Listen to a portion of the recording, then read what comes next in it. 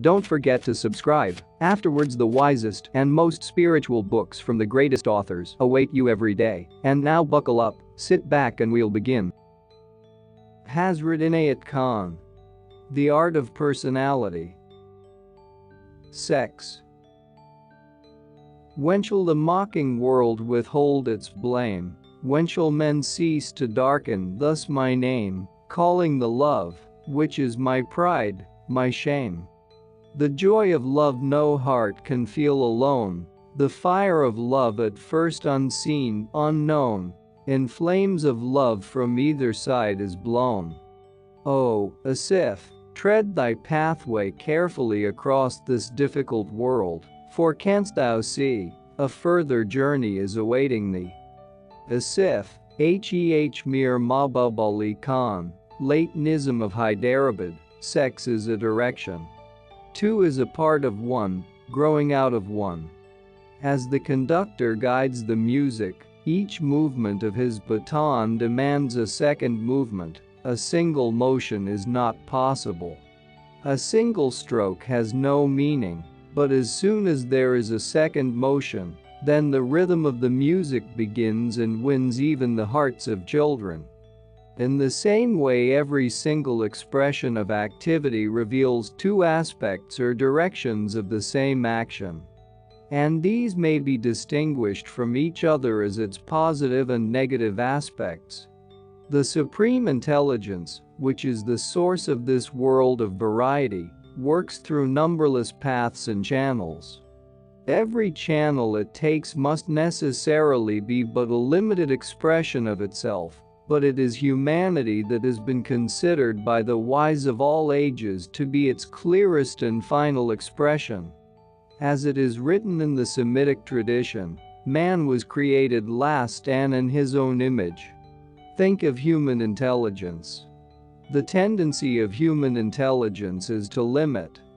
From the hosts of ideas that come to him, man must select. He can only follow one path at a time. As man advances along his chosen path, he finds that it branches right and left, and ever and again he must make a fresh choice. His life may be called an unending choice, and his limitations make him what he is. He must choose his house and a room in his house. He attaches himself to a certain community and to a certain faith. He says, I am a Christian, an Englishman, a Londoner, an inventor and so on, as he names qualities and details, which in his own opinion constitute his individual self. By his habit of mind he is inclined to begin by looking first at the smallest and most limited aspects of himself. How does man create his life? Firstly, he sees an object and then, inspired by that object, he moves on to further creation.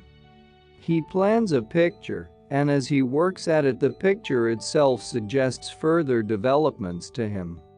He paints and looks and is pleased, and then he begins anew. Thus his intelligence works its way out. And every act of his life, as he thus works his way, shows these same two aspects or directions, one expressive, the other responsive.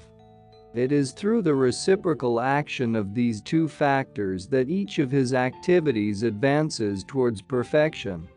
In this same way, the Supreme Intelligence seems to create its design, inspired by its own activity as is the artist by his picture, and this shows that its very nature is such that it must forever be advancing, breaking away and hewing out a means by which to express itself. And its every activity shows two aspects, two directions, which balance and complete each other, giving light and shade to the picture, giving rhythm to the music, developing the vision of perfection. Half-bodies. In Sanskrit, woman is called Ardhangi, the half-body, half of that complete body constituted of male and female. Throughout creation, each element attracts to itself its like. As Sati says, each element returns in time to the single goal of that element. This law may be more clearly observed in the attraction that exists between the sexes, and is indeed the chief reason of the attraction between these two halves, which are derived from each other. Each sex is made of the element of the opposite sex, the female born of the seed of the male, and the male molded in the womb of the female. The harmony that exists between persons of the same sex is also accounted for by this similarity. As each element attracts to itself its own element, so male harmonizes with male, and female with female. A man feels in his own sphere when he is with his men friends, talking and chatting freely, without conventions, formalities, or restraint. So a maiden is harmonious with maidens, and a matron among matrons. But greater harmony and more naturalness are found between individuals of opposite sexes, and the reason for this lies in their contrast. Though of the same element, they are counterbalancing aspects of it, and each sex clearly perceives that one provides the other with what the other lacks. Each draws out something in the other that would otherwise be lost, and makes a lifesome part of the other that would otherwise lie as dead. Each sex draws from the other thoughtfulness and consideration, the thinking nature. It is through this contrast that the loving nature in man or woman is awakened, so that the heart, which was a grave of love, becomes a fertile soil, where any seedling of affection will flourish and bear flower and fruit. The one may draw from the other who is different a spiritual quality, a moral quality, a talent, a merit, a virtue that had lain enclosed in a shell, as the pearl lies in the depth of the sea, to become valuable only when brought up and used. These are properties of the spirit which are in its depth, awaiting a lifting hand, and which are brought to the surface only through help coming from one of the opposite sex. The sexes are dependent upon each other, but of the two, the male is more dependent upon the female than she is upon him. Her position in the scheme of nature is a more responsible one, and the greater the responsibility of a being, the greater is the dependence of others upon that being. An infant, whether boy or girl, is entirely dependent on the mother from the time that the seed is conceived to the moment of its breathing the air of the earth. The arms of the mother are the cradle of heaven, it is said, and from infancy to youth, the whole attraction of the boy is towards the mother. The cases where this is not so are exceptions, where there is a departure from the normal state of being. It is the mother who keeps harmony between the father and child, and between the brothers and sisters. In poverty she has the care of the money, in sickness the burden falls upon her. She is the center of the pain of the house. It is her part to keep the family in friendship with the outside world, in sympathy with neighbors, to welcome strangers, and to receive visitors with a smile. Muhammad says, "Heaven lies at the feet of the mother." Upon her constancy and endurance depends the unity of the home, which is the unit of the state. Sometimes we see perfection of human form or personality, and then we seem to see in one individual something of the attributes of both sexes. A man called handsome always represents some trait of the refinement of the feminine, and in the same way a man's beautiful personality has a touch of the gentleness of the female nature. Nor can a woman's beauty of character be complete without some of that dignity which is masculine. Attraction and repulsion. Attraction, and equally repulsion, in sex depend upon the workings of the positive and negative forces in life. Although the male sex may generally be characterized as the positive and the female sex as the negative force in humanity, yet this characterization does not necessarily hold good in all planes of existence. It can easily be seen that when a positive power is confronted by a power that resembles itself, but is positive to still a greater degree, it becomes negative, as a talkative person becomes a listener in the presence of one more talkative than himself. In the same way, a negative power ceases to be negative, but becomes positive in the presence of a power that is similar to, or still more negative than itself. The positive is expressive, whilst the negative is responsive, as speaking is positive while listening is negative. Throughout life, these two forces are seen balancing and completing each other. In the swing of the pendulum, in the beat of the conductor's baton as it marks the rhythm of the music. Since each finds its completion in the other, these two forces exercise an attraction upon each other.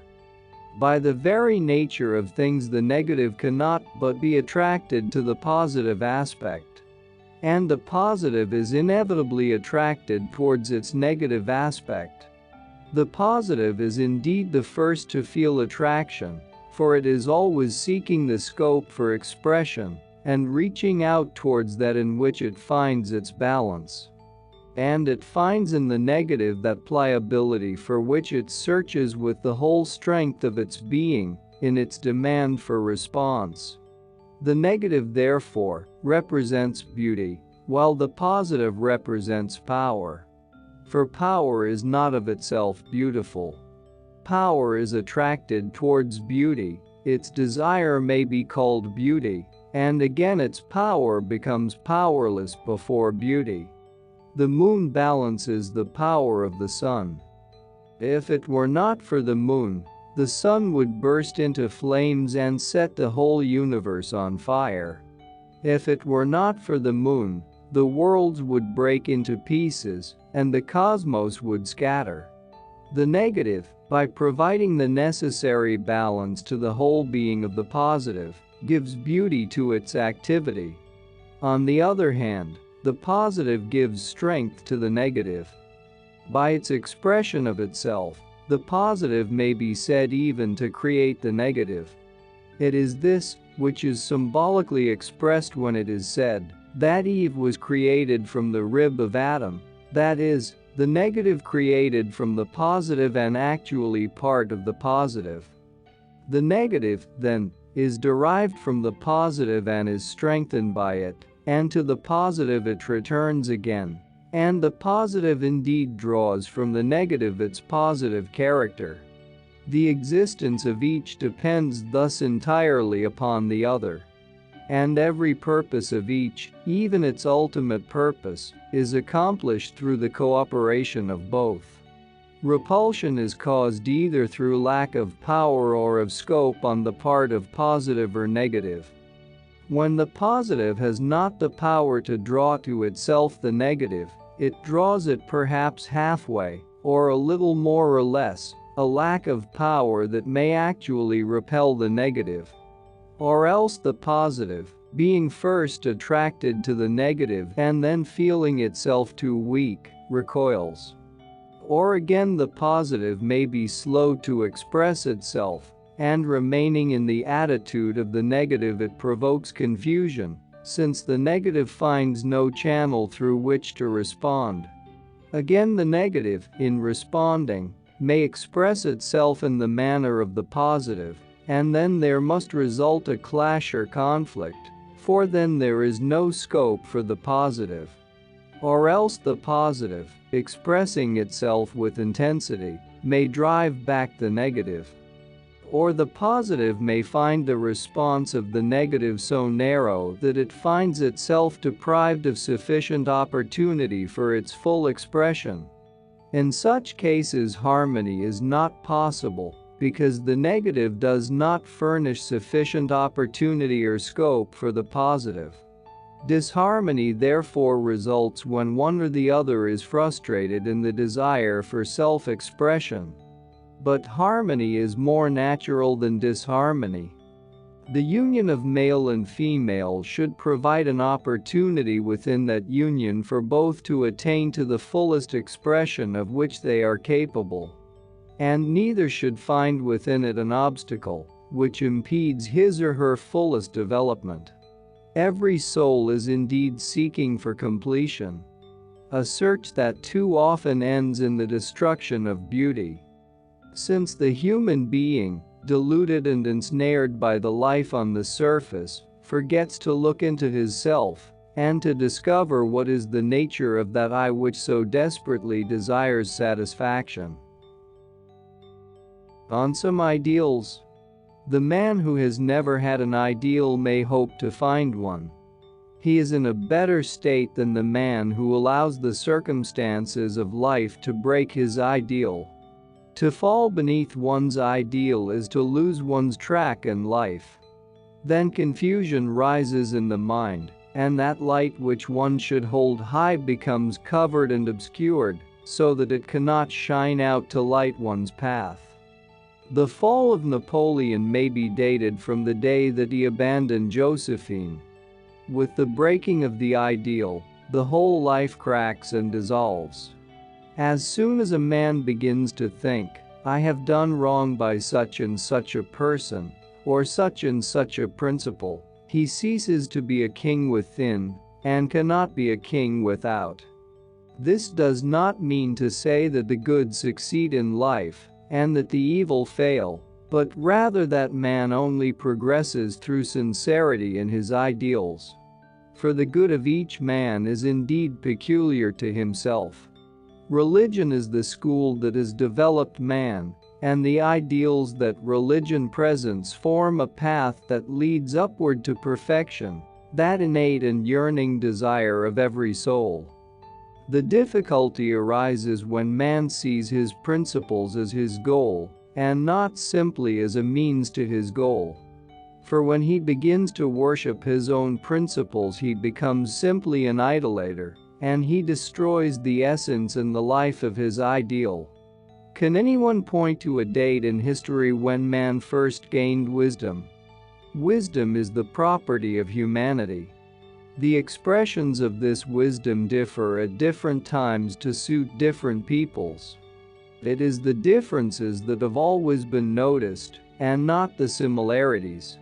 Artist or workman, philosopher or scientist, wherever found, arrives by his individual path at the same knowledge of the laws of nature, and thus learns those fundamental laws of ethics, which do not change from country to country, nor from age to age, nor do they contradict each other. And the wise of all ages have taught that it is the knowledge of the divine being that is life, and the only reality. Although a human activity may have a number of complicated motives, some of which are base and gross, it is the aspiration towards divinity, the desire towards beauty, which is its soul, its life, and its reality. And it is in proportion to the degree of strength or weakness of his aspiration towards beauty that man's ideal is great or small, and his religion is great or small. There exists an affinity between the negative and the positive, which inclines the one towards the other, and towards union, which results in a fresh conception of beauty. Ancient mythology has expressed this beautifully in the figure of Cupid, whose wings show that he is a spirit, and who, coming in the guise of a child, represents childhood. Cupid, the spirit of affinity, draws two of the opposite sex together for the purpose of a birth of beauty. Thus it happens that the humankind is strongly attracted to its opposite. And when the expressive and responsive tendencies awaken through love and passion, a third being is created, and a ray finds its abode in the mother's womb. Thus it is seen that it is the spirit that possesses the sexes in order to bring them together for its own purpose of manifestation. Therefore, many religions and philosophies have considered the sex relationship to be most sacred, since it is thus that the spirit manifests itself. For the same reason, the sex relationship may become most sinful if this purpose of the spirit is lost to view. For to disregard this purpose of the spirit is a defiance of the law of the whole mechanism, which inevitably drags the structure to ruins. There is nothing of this earth more valuable than the seed of man, the source of further manifestation, and by its loss every door of happiness in life is closed. But man is usually so careful with his money and property and jewels, and desires so earnestly to increase them, that he sacrifices everything to them. And he becomes regardless of the jewel of life which is his own life, character, and personality, and which is more precious than any property. Again, every religion prohibits marriage between blood relations, though the rules vary somewhat, as, for instance, in the West, marriage between an uncle and his niece is sometimes permitted, a union usually considered unlawful in the East, as by some other Western religions. However, certain modern social revolutionaries are now questioning the laws, which make blood relationship a bar to marriage. These laws are nevertheless rooted in truth, for where there is no expansion, there is no progress. Expansion is necessary for physical reasons. Between blood relations, the negative and positive forces are not contrary enough. When the battery, which depends upon the strength and the contrast of these forces, becomes weaker, its issue becomes correspondingly weaker, or else there is no issue. Morally, also, progress demands expansion. Has not the whole of creation been gradually built by expansion? The vigor of the Western nations is, to a great extent, due to the intermixture of innumerable tribes and races. Even now, before our eyes, a young and promising nation of extraordinary vitality is developing in the United States of America, formed of the many elements of all the European nations.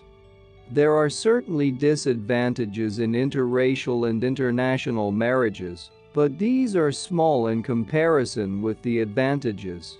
Pride of birth and of rank, and also of community and religion, have always kept humanity back by forming barriers that prevent natural expansion. The Western aristocracies have suffered incalculable loss thereby. But this is most clearly seen in the history of the East, where the Hindu castes, by limiting themselves to their own circle, have brought ruin to their race. The Eastern custom of child marriage is a product of family pride, since each family has wished that the wife of their son should be brought up in the traditions of their own family. The conservative ideas of the Parsis, that most exclusive community, operating through many generations, have produced notable physical alterations in their people, among whom, to instance one point, only a small percentage have normal eyesight. The national ideal, which unites human beings in a desire to uphold certain social laws and certain ideals of civilization, is necessary to human life. But to make these ideals barriers that separate humanity into distinct sections, must effectively prevent the progress of humanity as one whole. And this progress is the basic idea of religion. Nations endeavor to progress as nations, and races as races. Each race and nation is prepared to hinder the progress of any other. Thus, through wars and conflicts of every kind, the patriotism of each race has become so individual and distinct that an interracial marriage means that one or other of the contracting parties must renounce his or her patriotism, a renunciation that is sometimes almost to death. It is the young people who are most often drawn to an interracial marriage, the young, generous, and idealistic. But it is not often that they meet their corresponding social class. It is not often that aristocratic or educated aliens meet the aristocratic or educated natives of any country, and yet it is true that there is a great similarity between the corresponding social and intellectual classes of all civilizations. People marry for various reasons.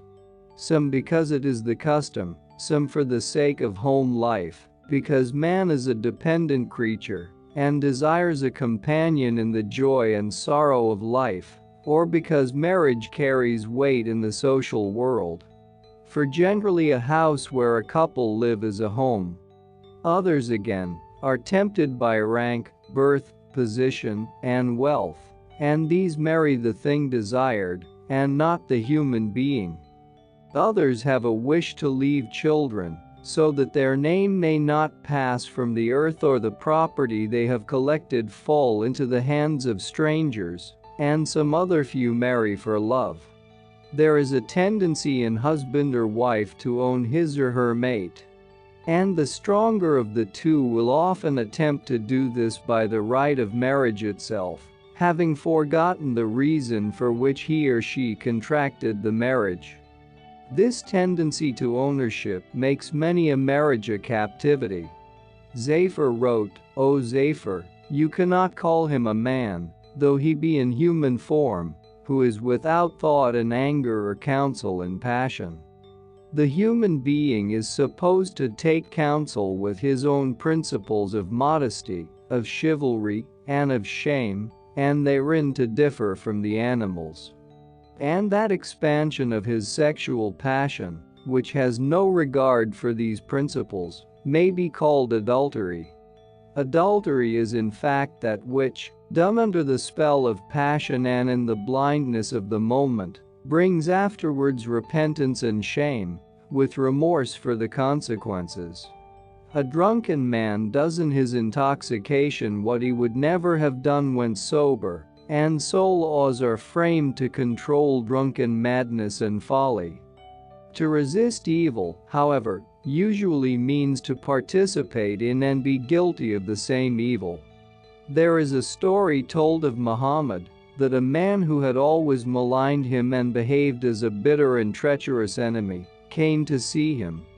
His disciples, hoping for revenge, were disappointed and indignant to find that Muhammad treated his despicable enemy with courtesy, even deference, granting his request.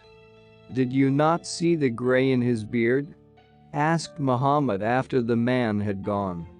"The man is old, and his age at least called for my courtesy.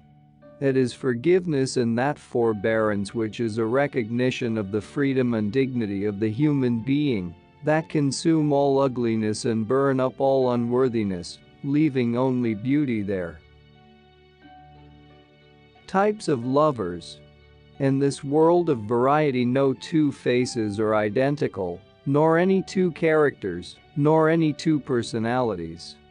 In all ages, it has been the belief of the wise and the realization of the greatest intelligences that there is unity in the scheme of things, and that harmony rules the whole of existence, which proves its evolution from one single source of activity, and that the source, from which all springs, is a distinct and definite individuality, as is proved by distinct individuality of each created thing. In each, one sees I, conscious of its separate, distinct, and peculiar identity. No two roses, even of the same stem, are exactly alike. No two leaves are identical. And the wider our study of human character, the stronger grows the conviction that each human individual is remote, unexplored, and unknown. Nevertheless, just as we call a whole variety of flowers by the name of rose, so we may vaguely generalize and divide human beings into varieties, distinguishable from each other in their general attitude towards the opposite sex. We see the idealist, imaginative, a worshipper of beauty, whose heart is touched by one of the opposite sex who appeals to his idealism, lose himself in his thought of her. The beauty that he sees before him is the food of his love. On this beauty his love is sustained. But as soon as his heart is deprived of it, then his love weakens. And when his ideal ceases to be an ideal in his eyes, then his heart dies. We see also the artist in love, a man of wit and intelligence, refined and fastidious, but affectionate too, and with intense sensibilities that respond instantly to beauty. Fine and yet gross, he is quick to love, and yet able to hide his affection. He is ready to be kind to her who loves him, and to conceal his attraction from her who attracts him most. The artist in love is attracted by beauty and grace. And according to his evolution and the manners of his environment, he is interested in all that appears to him exquisite, lovely in manners, in form or in speech. Then we see a third type, who is fond of women without seeing much difference between them or specifying which is which. On whatever woman his glance falls, he sees her nude. In loving a woman, he does not love the human being, but simply the woman. His emotions are dead. He is uninterested in her. He finds her simply a means for his own self-expression. A fourth type is rough and brutal. If he thinks of a woman, it is to enjoy her in thought. He is crude in his actions towards women, passionate, lustful. He is not only uninterested and regardless of their feelings, but he does not stop at actively inflicting suffering, so long as he finds his own satisfaction. And we see yet another type of man, who perhaps alone should be called lover. A man is not susceptible, though kindly and sympathetic to all. But once he loves, he is ready to accept poison or nectar at the hands of his beloved, and once he professes his love to his beloved, he is absolutely hers. A man who keeps constant his love for his beloved and, holding her in his heart, cannot admit any other save her alone. Whilst the idealist is captivated by the beauty of her personality, this lover looks at the beauty of his beloved's soul. His love is as sacred to him as his religion. She whom he loves is a part of his own being, and in her life he lives. Love is to him an everlasting bond here and in the hereafter. It is the best proof to him of life after death. There was an idea of old among the Hindus that mankind falls into three distinct classes: Deva, the divine man; Manushya, the human man; and Rakshasa, the monster man. Before marriage it was the custom, and it still exists, to consult someone who could read the horoscopes of the contracting parties, so that a third person, an intelligent observer, could give advice, and thus prevent the union of two beings belonging to different types of humanity, which could never be harmonious to each other. The idea was that there should be harmony between two. Deva, or both Rakshasa, thus, kind to kind, wise to wise, cruel to cruel, foolish to foolish. While it was thought there should be harmony between mates of classes near to each other, that is to say between Deva, divine man, and Manushya, human man, or between Manushya and Rakshasa, it was believed there was little chance of harmony between Deva and Rakshasa, that is between divine and monster man, and that either the finer nature would be dragged down and ruined by the grosser, or else the grosser nature would be destroyed by the finer nature. The third person, the Brahman, with the excuse of reading the horoscopes, could make every inquiry about character, and was thus able to place the man and woman in their rightful categories as he observed them, and so give warning, and possibly avert future disaster. The character of the beloved.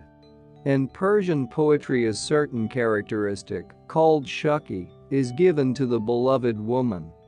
The charm, which the Persian poet describes by shakti, is more usually found in woman than in man, although it is possible that many women would consider it a characteristic of the men they love. This character of the beloved can scarcely be called beautiful, although it is alluring. Its chief property is heedlessness, or a kind of careless independence that is touched with insolence. Changeable, she shows, and yet she does not show herself. Quick to laugh, she is quick to seize upon the amusing or ridiculous side of things. And yet she herself is sensitive to ridicule and to attentions, trying very daintily to test just how deep her lover's feeling for her has gone. Selfish and amiable, she responds and yet refuses to respond. Light-hearted and talkative, mocking and perpetually amused, though ready to take offense, she is a constant source of surprise to her lover. He feels he must ever be on the alert if he would really hold her. And too, that he must move gently, lest he should injure a being that seems to him so much gayer and lighter, so much weaker and slighter, so much more delicate and airy and graceful than he knows himself to be. This beloved is life to her lover. Thereby, in truth, lies the secret of her attraction for him. She is always fluttering outside the reach of his comprehension. Her sunshine and laughter invigorate. Her mockery and ridicule, her thousand demands are incentives.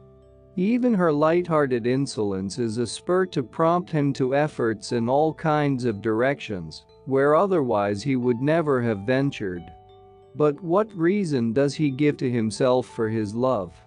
He will give 100 reasons, and yet be puzzled to give even one that is sufficient. He despairs of making her understand the depth of his feeling. He imagines himself ill and dying, and her answer when the news is brought to her. She lightly laughed, and so is Mazhar dead? Alas, poor helpless one. I knew not, what was his trouble? Then again she said, I did not think him ill enough to die.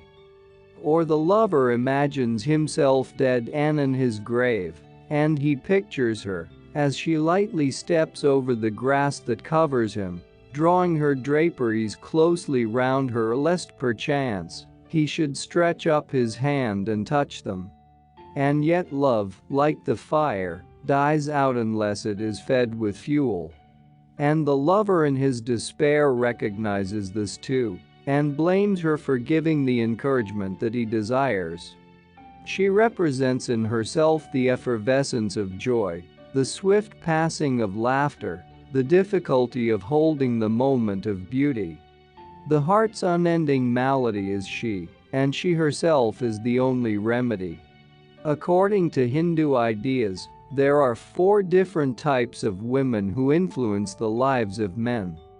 Padmani, the ideal of the poet, fine and delicate and graceful in bearing, is made to be loved and is herself full of love. Her voice is low and soft, her words are gracious, her expression is sweet and gentle. She is admired by women, and her friendship and presence brings heaven on earth to men. When she makes a friend of a man, it is something of a venture or a step, taken as it were out of her own circle, for women are her natural friends, and to them she turns, both out of interest and for protection. In her heart is kept one beloved alone, whom nothing can remove. Her smile for him is as the unveiling of heaven, her kind glance is a lasting impression, her sweet words ring forever in his heart. And it is clear to all that she looks on him as her king. She is intelligent and simple, courageous and shy, patient and enduring, constant and firm in thought. And she is moved by all things that are tender and appealing. There is fittingness in her behavior. She has a love of order, a respect for the aged, patience and constancy in face of difficulty. And she is self-denying and unassuming throughout all. Her affections are deep, and she finds them inexpressible. But her face, Her features, her glance, every word and every movement show a picture of beauty and devotion to the ideal. Rarely does one see a Padmani in life. And the man who wins her heart gains the kingdom of Indraloka, the heaven of the Hindus. Chitrani is beautiful and brilliant. She is happy amongst women, but prefers the friendship of the opposite sex. She is affectionate by nature and desires affection. Her voice is music, a song. And there is poetry in her words. She is not so idealistic as Padmani, but she is refined and skilled in manner, and delightful and amusing in expressing her likes and dislikes. She herself loves but one man, though her manner may show another that he might perhaps be able to win her love too. She is vain and she is modest. She is bold and she is exclusive. She plays at hide and seek with her lover. Her swift glance, the lift of her eyebrows, her slightest gesture, a movement of a hand or shoulder, will convey her thought or mood as no words can. She expresses her love and wins her lover's heart 1,000 times over. And one straight look of her eyes draws his soul to the surface. She is controlled by him and yet controls. She is with him and yet apart. She is Maya, the elusive one. She is the pearl of his heart. Shankani is strong, rough, and determined. She is desperate in her likes and dislikes. Her heart is gained in a moment if her passion is touched. And she changes easily from one lover to another. Men are her preoccupation, but the love of any one man does not impress her deeply, nor could she, for her part, hold any man forever. She is forward in expressing herself, and she is emotional. She is little inclined to friendship with women, and they find her inconsiderate towards them. She is ungainly in figure. She is unbalanced in mind. One day she will esteem a person highly. The next day her devotion is thrown to the ground like a stone and broken. Hastani is greedy and impulsive. Voice, movement, and words all show that self-indulgence and passion predominate in her. She does not form any deep or serious attachment in life. And she will suddenly break a thread which unites with a word of anger or a hasty feeling of displeasure or disagreement. Her actions are untimely. There is an abruptness in her ways that jars peace or friendship. She does not appeal to women who are on their guard against her and fear her. Nor does she prove a pleasant and lasting comrade even to her own mate. From the ideal of Padmani to the idea of Hastani, there is seen to be increasing force in the power of expressing emotion, but also a lessening of the capability of holding any lasting attachment. In Chitrani there is perhaps an equal balance between depth of feeling and beauty in expression of feeling. While in Padmani there is an absorption in the ideal, which means selflessness. And this is actually more fruitful in producing the beauty that gives solace and calm and the glow of happiness than anything else in life. Modesty.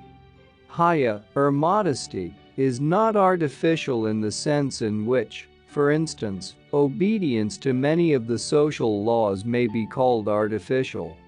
Just as wisdom and morality are learned of nature, so also does modesty come from nature.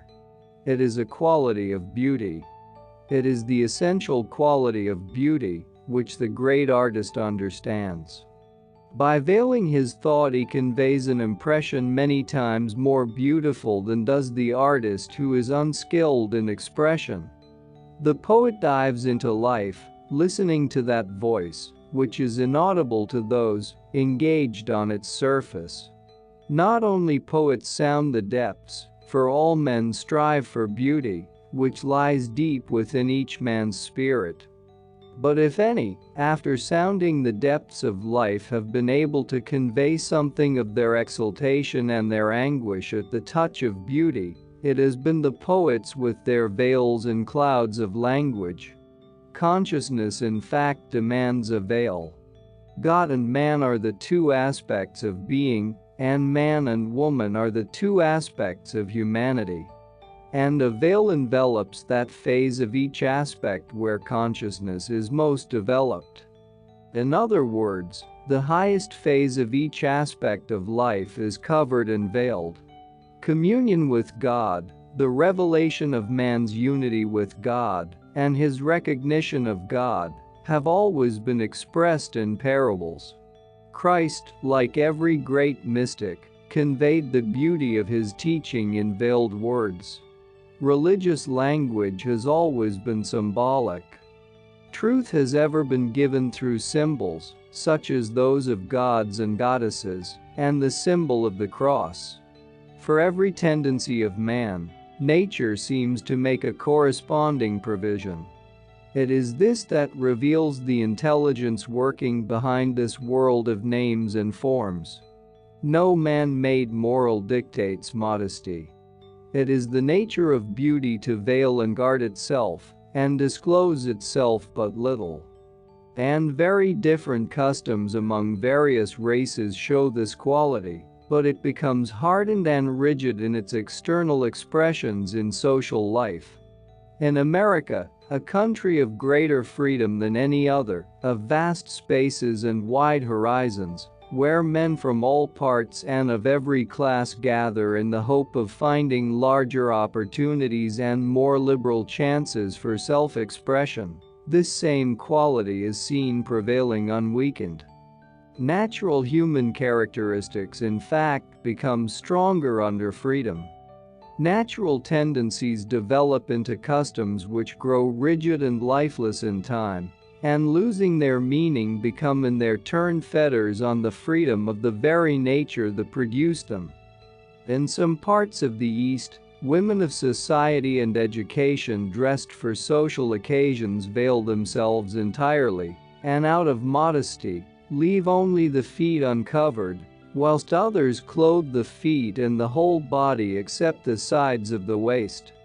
These customs would seem offensive to women of the same position and distinction in Western countries, who through modesty, cover all except shoulders, neck and arms.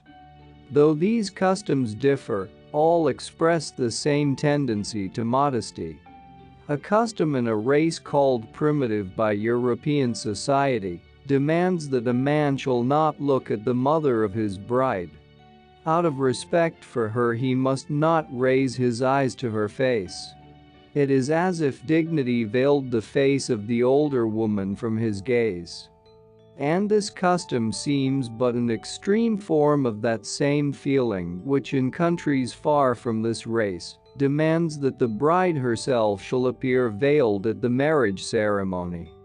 The emotions which the human being, conscious of the beauty of humanity, veils in himself, he also desires to cover in others. It is this desire that the Prophet Muhammad described as the true religion, al-Hayya wal-Iman. The veil of the widow is a covering of her sorrow from the gaze of the curious, but it is equally a warning sign to the stranger to avert his eyes, and thus shield her.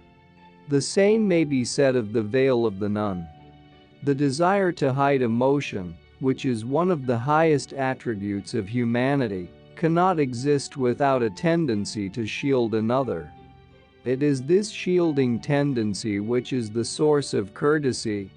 Courtesy which ennobles and exalts mankind, beautifying the relationship of the sexes towards one another and of class towards class. To violate modesty is to develop coarseness, which breaks the ideal of humanity.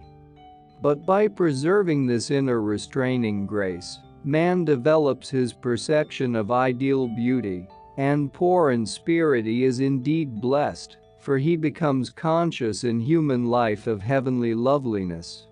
In the veiling and unveiling of beauty lies every purpose of creation.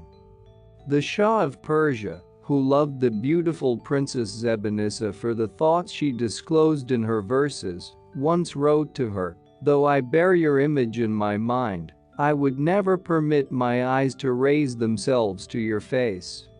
At another time he wrote asking her, "What sort of love is yours that you do not unveil your beauty to me?" She answered, referring to the tale of Majnun and Laila, who are the Romeo and Juliet of the East, "Though my heart is the heart of Majnun, yet I am of the sex of Laila, and though my sighs are deep, Haya is a chain upon my feet." The fame of her learning and beauty spread far and wide, but Zebanissa never married. A poet, a philosopher, she lived absorbed in her own meditations and studies. She never saw her lover, although for long they exchanged verses in an intellectual interchange of thoughts on life, truth, and beauty. After many years, he wrote in passionate longing to her that if he could see her but once, it would be to him a sacred vision, and in answer she sent a poem that said, "The nightingale would forget his song to the rose if he saw me walking in the garden. If the Brahmin saw my face, he would forget his idol. Whoever would find me must look in my words, for I am hidden in my words, as the perfume in the petals of the flowers." Thus she replied to his desire to see a sacred vision, describing the divine veiling of the divine presence. Even in this way have all those who touched the divine life and caught sight of the divine beauty spoken of their inspirations. Remember the words of Krishna who said, "Whenever religion, dharma, is threatened, then am I born." In the veiling and unveiling of beauty lies every purpose of creation. The lover is first of all dependent upon seeing his beloved and upon her response to him. But there comes an evolution in his love that changes his whole outlook. Then his love rises above such earthly needs and becomes independent and strong in itself. It is this independence that makes love secure and that shields love when faced with Haya, the very defense of beauty. Love, grown thus strong and independent, becomes that inviolable loyalty to the ideal and that indestructible constancy which Zebanissa thinks of when she sings. If the beloved face thou canst not see within thy heart, still cherish thy desire, and if her love she will not grant to thee, in thy love never tire. Although her face be hidden from thy sight, within the sanctuary of thy heart, still keep her image for thine own delight, hidden apart. And if the keeper of the garden close before your face the inexorable gate, O linger yet. The perfume of the rose will float to you, and find you as you wait not all disconsolate. The awakening of youth. The Eastern poetic idea defines several stages in the approach of youth to maturity. In the first awakening of a liking, a fondness, a tenderness for one who is not of her sex, the girl is pictured as not thinking at all of expressing her feeling, but as trying to cover it even from her own consciousness. If there is a load of pain, she may let escape one cry. If there is a great admiration in her heart, the trembling of her lips says more than any word she utters. In the presence of her lover she is speechless, and the expression of her emotion reaches as far as her throat, to be instantly driven back into her heart again. The lowering of her eyes at the sight of her lover is the only sign that she consciously gives of her love, and though her face may light up, she draws back her hand if he touches it, or would wish it to remain in his. She turns away her face if he offers a kiss, and her confusion when embraced tells of her youth. And then comes a mysterious and exquisite time, which gives promise of that faithfulness from which springs the fulfillment of life. Then, with one direct look she expresses what 100 of her words could not explain. And shy, Though most shy when some other besides her lover is present, her gentle response to his advances would move even the dwellers in heaven. She gives freedom to her feelings and yet with reserve, with shyness, she yields and yet does not yield. She carries the thought of her lover in her heart all day and night. When she is alone, she is content to give herself up wholly to her interest in him.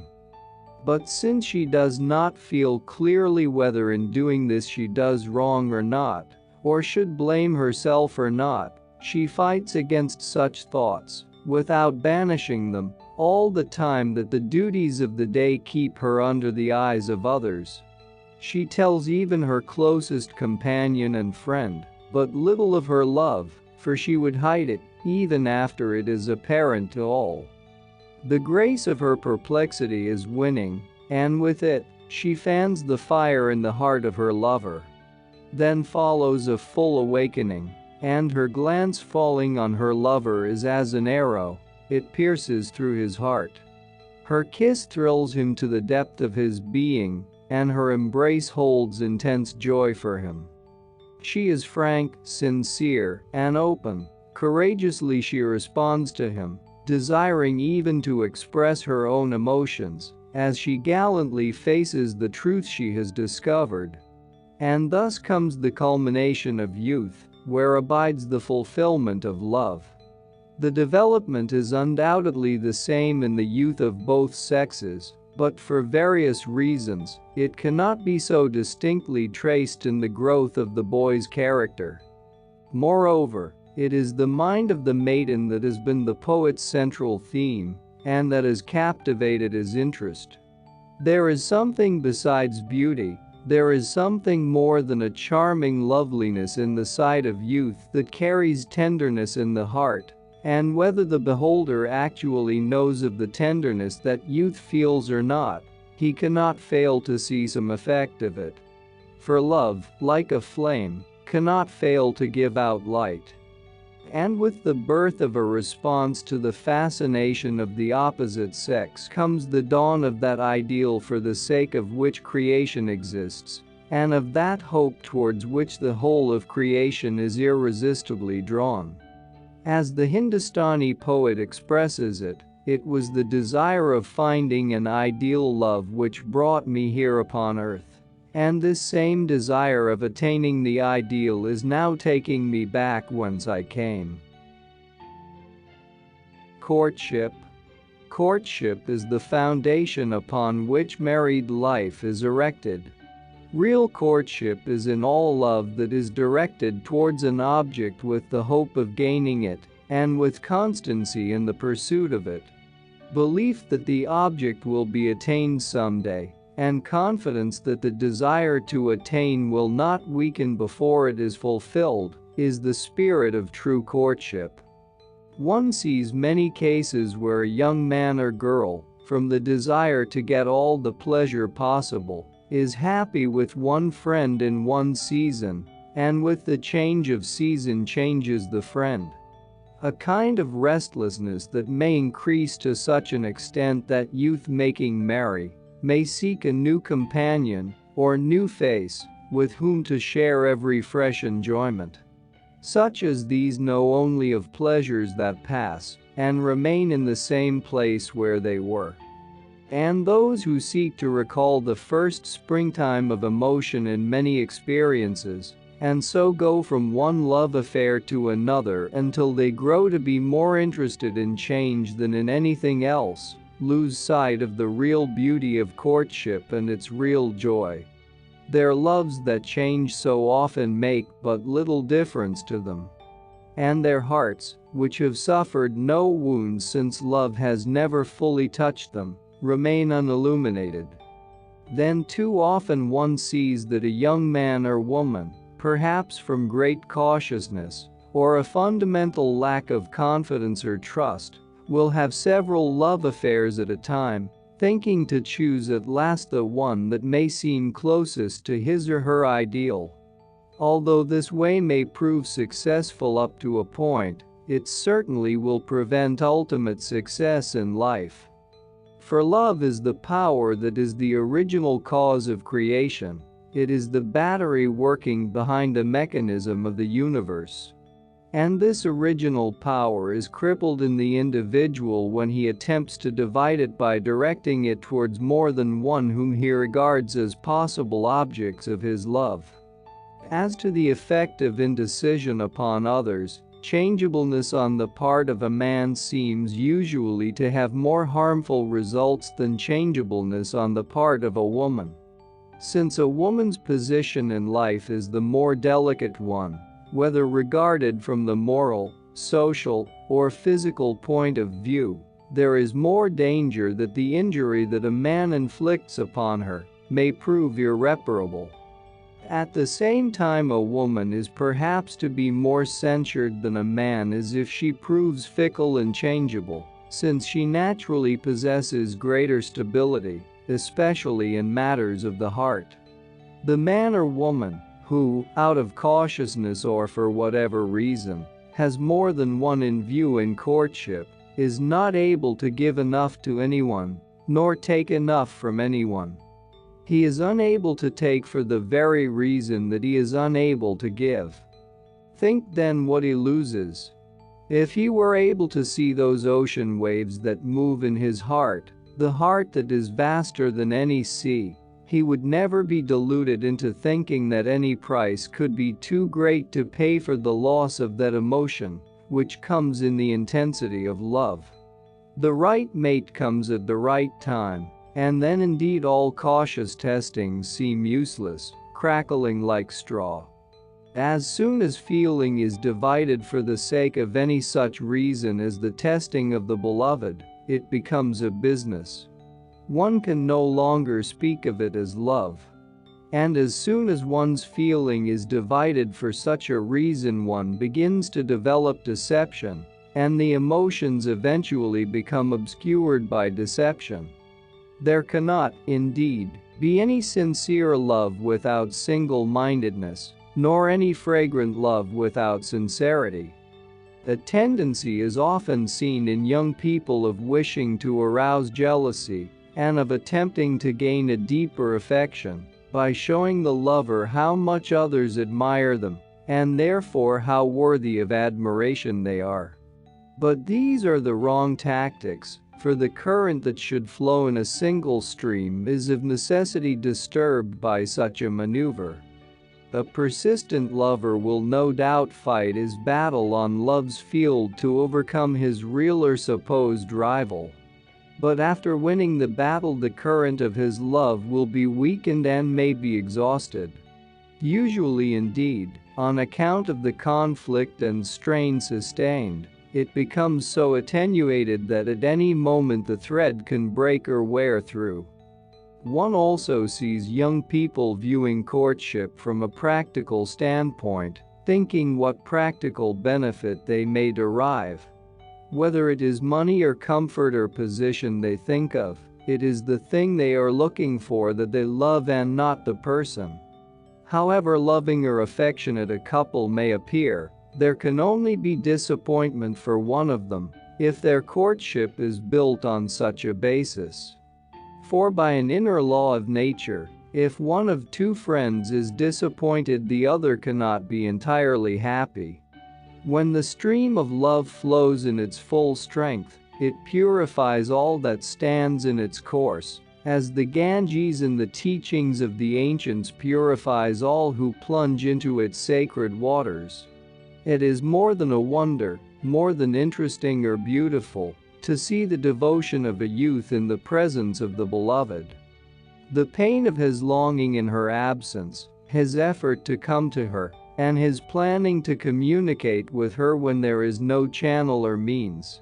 And his imaginings, what he would like to tell her, how he would like to put it, all are washed away in that moment when he is face to face with her. Sincere courtship is in itself a religion. Surely no religion can teach more than love can.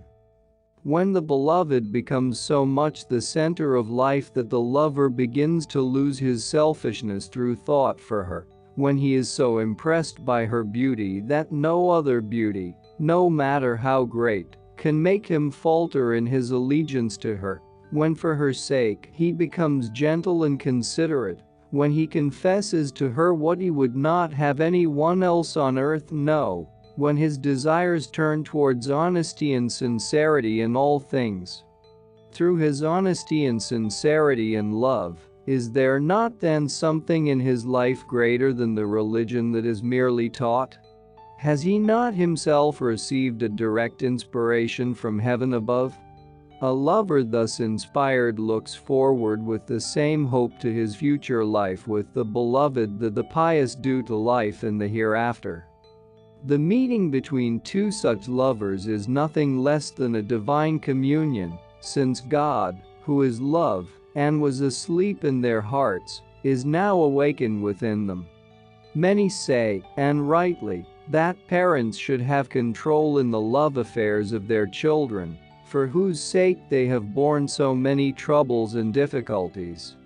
And who could enumerate the sacrifices that parents willingly undergo to support their children, and to protect them from all hardship? It is undoubtedly hard for any parent to find that the child who was once so helpless and dependent is no sooner grown than he wishes to take a step quite independently of anyone, and a step that will influence his whole future happiness. Besides, as they say in the East, youth is blind, and especially blind when love rises in the heart, covering reason with clouds of emotions, and sweeping away discretion in a storm of feeling. At such a moment it is a third person who can judge of the real state of affairs. Shall the place of this third person be denied to the parents who, in the majority of cases, live their youthful lives again in the youth of their children? At the same time, parents who separate their child from the beloved, whether by force or by influence, are in danger either of driving the child who is courageous and independent away from them altogether, or of crushing the heart of the weak one in such a way as to leave a pain there that is never forgotten. Many a girl comes in her disappointment to look upon her parents, once her friends, as her bitterest enemies. Parents and children live in such different worlds. The temperament, the outlook of the old is so strange to the young. And is it really possible for any one being to take over the responsibility of the life of another? Can it really be thought that any soul has the right to control another soul by power or force? There is one control: affection, which is the only legitimate deterrent, but affection loses all happiness once it disregards freedom. Freedom of the self and freedom of the loved one, true affection can never lose sight of either. And whether it be through love of mother or father, or of the one who loves in courtship, once the freedom of the beloved has been hindered, a fault against love has been committed. Where the attentions of love are not acceptable, they should be withdrawn. Where the lover finds that the beloved is troubled by the expression of his love, or that the heart of the beloved is changed and bent in a new direction, so that his power is no longer able to keep it in the direction he wishes, then instead of causing harm to the beloved, let the lover, whether father or mother or whoever it be, cease to demand a response. He may perhaps become indifferent and erase his love. If so, good. But the real lover accepts the bowl of bitterness from the hands of the beloved as a draught that purifies and strengthens for life, knowing that crucifixion alone is the source of resurrection. Chivalry. There is a story told of Sati, that chivalrous and most ideal of poets, that he loved a girl very dearly. He admired and valued her more than all else in his life, so that there was nothing that he would not do for her sake. One day coming to see her, he found her, though he could scarcely believe his eyes, in the arms of another. But going away quietly, he took his stand at the gateway of her house. When the other man saw Sati standing there, he thought, surely now, filled with jealousy, he is waiting to kill me. But Sati, as he saw him approach, called, friend, be at peace. I am waiting to give you a word of good advice. That as I have seen and gone away quietly, so do you, if you should see her in the arms of another. For that is the way in which the wise love. Garret, or chivalry, so often takes the form of jealousy that the one is usually confounded with the other. This same male tendency lies at the root of dueling, a custom not foreign to any part of the world, which down the ages has been the cause of every kind of conflict and upheaval. The honor of one may be the honor of another, or of 10, or 100 others. And thus a woman's honor may be upheld as that of a king. Man has always held woman to be most sacred in life, more precious to him, and appealing more to him than all the rest of life. If she be his mother, he sees her as his source and creator, his only sustainer and protection. In heartbreak and disappointment and in the very depths of despair comes the thought of the mother, who was his first friend before anyone was attracted to him, and his first guardian and teacher. If she were his sister, he thinks more of her than of himself, for her position in life is more delicate than his. She is the honor of the family, and he considers that he shares the responsibility of his parents for her. None of this goodness is artificial. It is of the very essence of humanity, springing from the nature of things. To a father, the responsibility of a daughter seems greater than that of a son. Her dishonor or unhappiness strikes at him most keenly. And in that closest relationship of life, a word against a man's wife destroys his happiness and peace. He would accept any degradation to shield her. And this equally whether he be attached to a woman worthy of his ideal or to a prostitute, to one who has lost all sense of self-respect. In each relationship her honor is his own honor. This male tendency is seen taking selfish and brutal forms in the social life of the community. For instance, when the responsibility that the birth of a daughter places upon the family has induced such a custom as the killing of female children at birth, a custom found in many different countries at different times. Or when, as now in Western civilization, even among the wealthy, parents restrict their families and take means to prevent the birth of any child, male or female, through dread of responsibility. Again, the natural dependence of woman is often greatly increased by man. For so strong is the feeling that a man's responsibilities in life are greater than hers, since he bears hers as well as his own, that woman is deprived in order that he may have every advantage that offers. In order that he may be better fitted for his fight in the world, her natural disabilities are added to and increased. One sees in the West that girls often receive less opportunity for education than their brothers, that daughters inherit a lesser portion than sons, that the work of women is paid at a lower rate than that of men. And in the East this male tendency is responsible for such customs as the seclusion of women. Thus everywhere, East or West, even if unexpressed, there exits this tendency to regard a woman as the honor and care of a man, and consequently as less dependent upon her own efforts than upon his. It is the thought of individual freedom that is attacking the old ideals, and destroying also this ideal of garret or chivalry, for in spite of the selfish, even brutal forms that it may take, it is an ideal, and he who follows it possesses a religion. In the West, man accepts greater advantages of life without accepting corresponding responsibilities.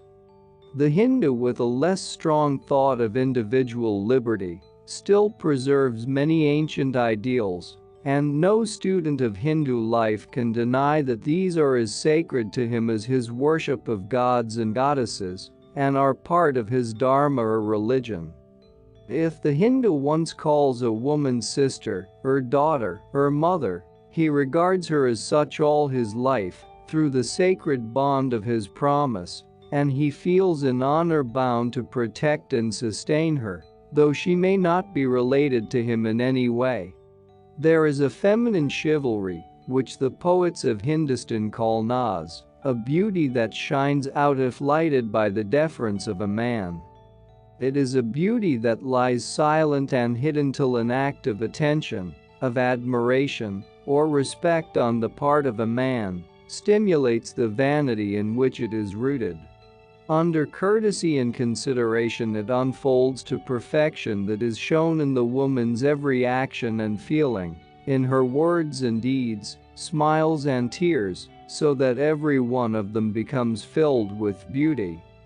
The value that a woman attaches to a man's small acts of courtesy is rarely understood by man, and it seems to him inexplicable and part of that mystery which he believes shrouds her from him. But there is no woman, no matter what type or class, country or nation, in whom there is not this beauty which the courtesy of man alone discloses. There is another kind of feminine chivalry, which the poets call nais. This tendency is seen expressing itself as the gallant and courageous response that a woman will make to her admirer, or it may express itself in a gentle, yielding forbearance towards him. It makes her lenient and forgiving to a man, modest and gracious. When he has a desire to protect and to help her, it is a gentle chivalry on her part that makes her put herself, as it were, into his hands. She gives him that trust which he wants her to place in him, and accepts his attentions, just because he so desires her to trust him, and to receive his care or homage. It is her chivalry which constrains her to value male chivalry and hold it precious. And there is yet another kind of feminine chivalry, nakra, which is the radiance and beauty that man recognizes as feminine. When a woman possesses this quality, nothing can hide it. It shines out unwavering and undimmed, natural, without self-consciousness. No effort on a man's part is needed to disclose it. Nor, on the other hand, is it the result of any conscious effort of her own. In it there is no pointing with a dart, no aiming with an arrow, towards some target of admiration or reward. It lies in her simple and unaffected recognition of a certain part of life as her kingdom, over which she is by right queen, and where she reigns with consideration towards those dependent upon her. That is the very essence of aristocracy and chivalry. No situation in life can extinguish this natural beauty, and it may be seen shining in the unconscious movements, in the unclouded gaiety and sunniness, and in the intelligence of a maiden who is as yet untouched by any burden of life. It is a queenliness, a womanliness that irradiates its possessor at every step of her journey through life, and more than any other human quality, it wins the heart of man. Marriage. Marriage is from nature, and is simply an attachment. Some see a great significance in marriage, believing that couples are born and made for each other.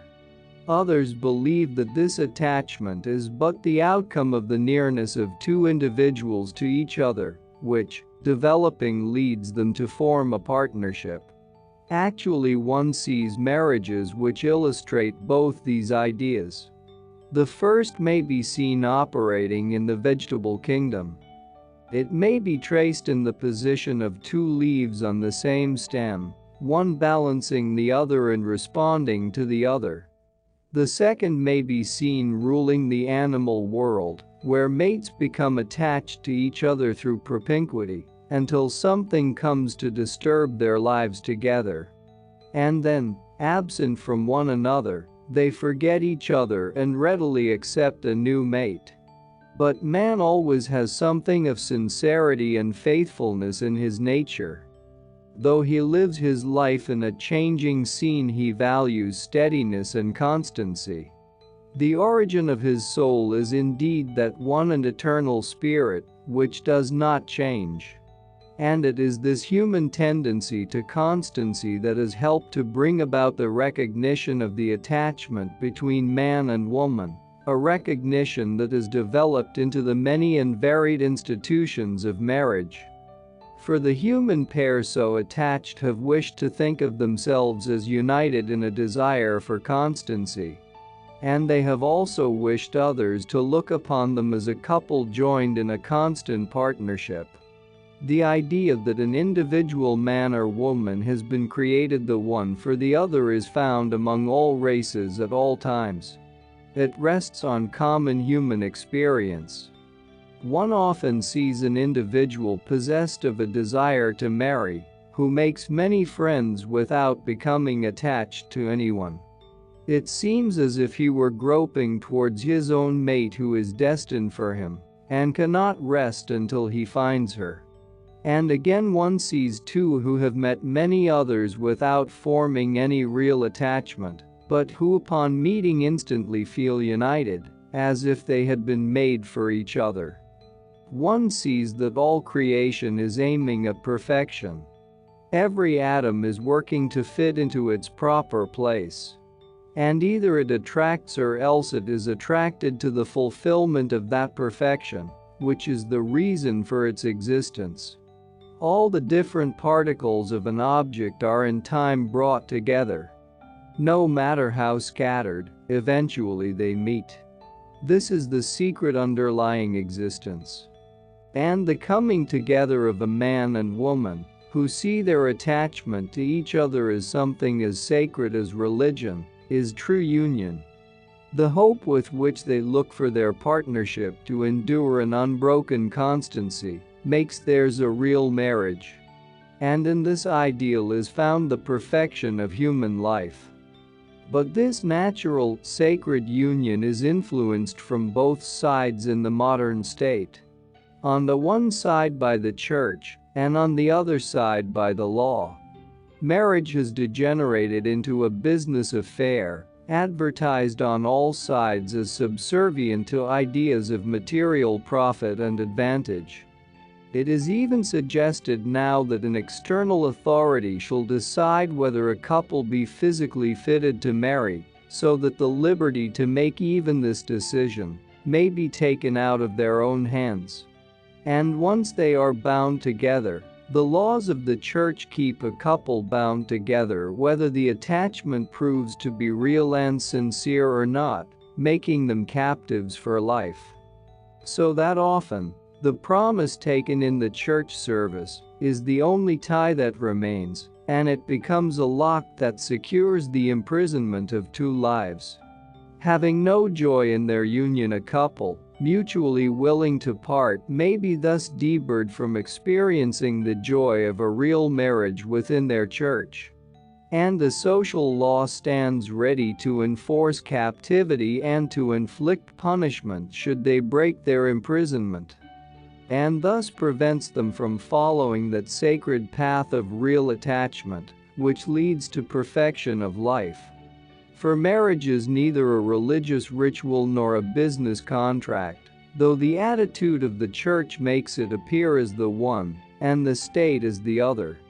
The free thinker, revolted by the purely formal marriage, goes to the opposite extreme, advocating what he calls free love. This ideal of free love, by which man and woman have entire freedom in marriage and divorce without reference to church or state, will be practicable and possible when all the children of the community are equally under the care of the whole community. Nevertheless, for the individual to have this freedom without a spiritual ideal of life would prove a curse.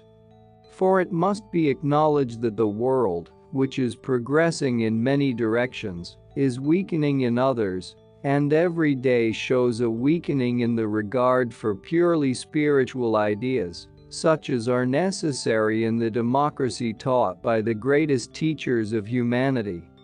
If the spirit of freedom becomes destructive, it loses the essence of democracy. The true democrat says, "There is no one to whom I, in my humanity, will yield as to a superior," but he also says, "There is no one among humanity whom I dare to despise or injure." Until that far-off day arrives when freedom exists everywhere alike for the strong or the weak, untainted by any spirit of intolerance, there must be safeguards to ensure order in the community.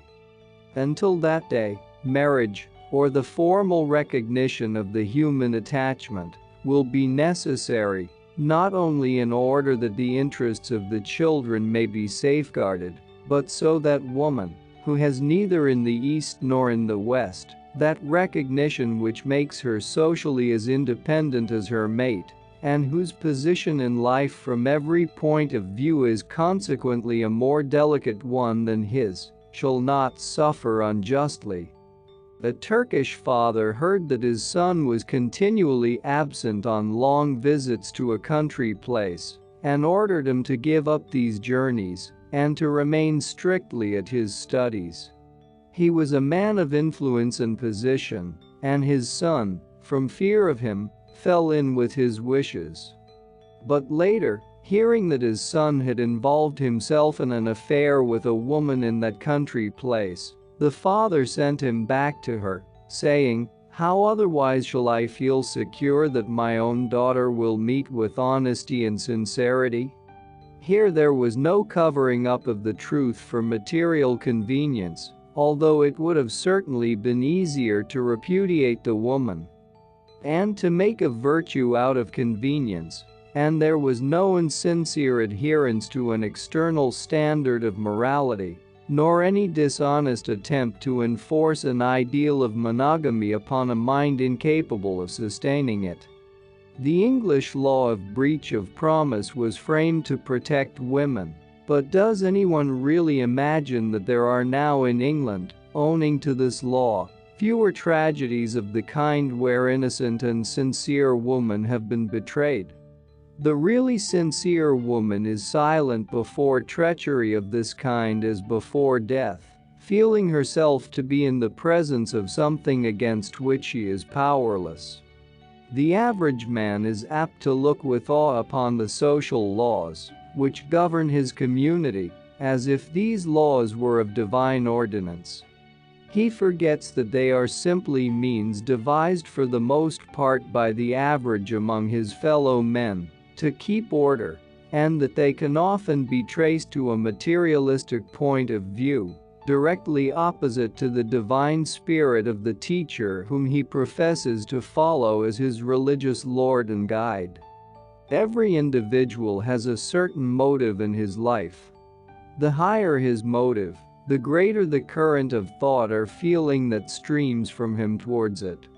If two mates are drawn by the same motive, they advance through life together, but if it is not so, then life may be like swimming against a tide for each of them. Before marriage, it is hope that keeps love alive. Acquaintance, friendship, courtship are deepening stages through which hope leads the human being to that partnership called marriage. After marriage, life's progress may become difficult unless life presents a new scope and a new avenue for hope. Hope may center around the children, and yet that is not enough. There must be some incentive to stimulate each partner to progress along the path of life, and this is best given by each to the other when a common interest makes them share both joy and sorrow together, their gaze centered on the same aim. Where there is no common interest or aim or ambition, harmony may still exist if each has an ideal of his responsibilities to the other as a human being. It is indeed through the lack of this ideal that life breaks into pieces. And it is truly noble on the part of a couple when, through miseries and difficulties, They always have regard to the sacredness of the tie that connects them. Nature is such that no two things are created alike, and the human being cannot expect his or her mate, whom nature made, to be as docile and flexible as that creature whom his imagination alone conceives. To make a friend, forgiveness is required, which burns up all things, leaving only beauty, but to destroy friendship is easy. Beauty. It is said in the East, woman has been dominated by man. But from the Eastern point of view, she can never be dominated by him. She is not only the ideal of nature's beauty, she is also the guardian of human beauty. And she has therefore been considered in the East as one enshrined and worthy to be guarded from the strife of the world, which man, more roughly made, can more easily bear. Regarding the most responsible purpose of her life, Zoroastrians, Brahmins, and many sects of Hindus have from of old apportioned regular days of rest, even from household duties, for servants and mistresses alike.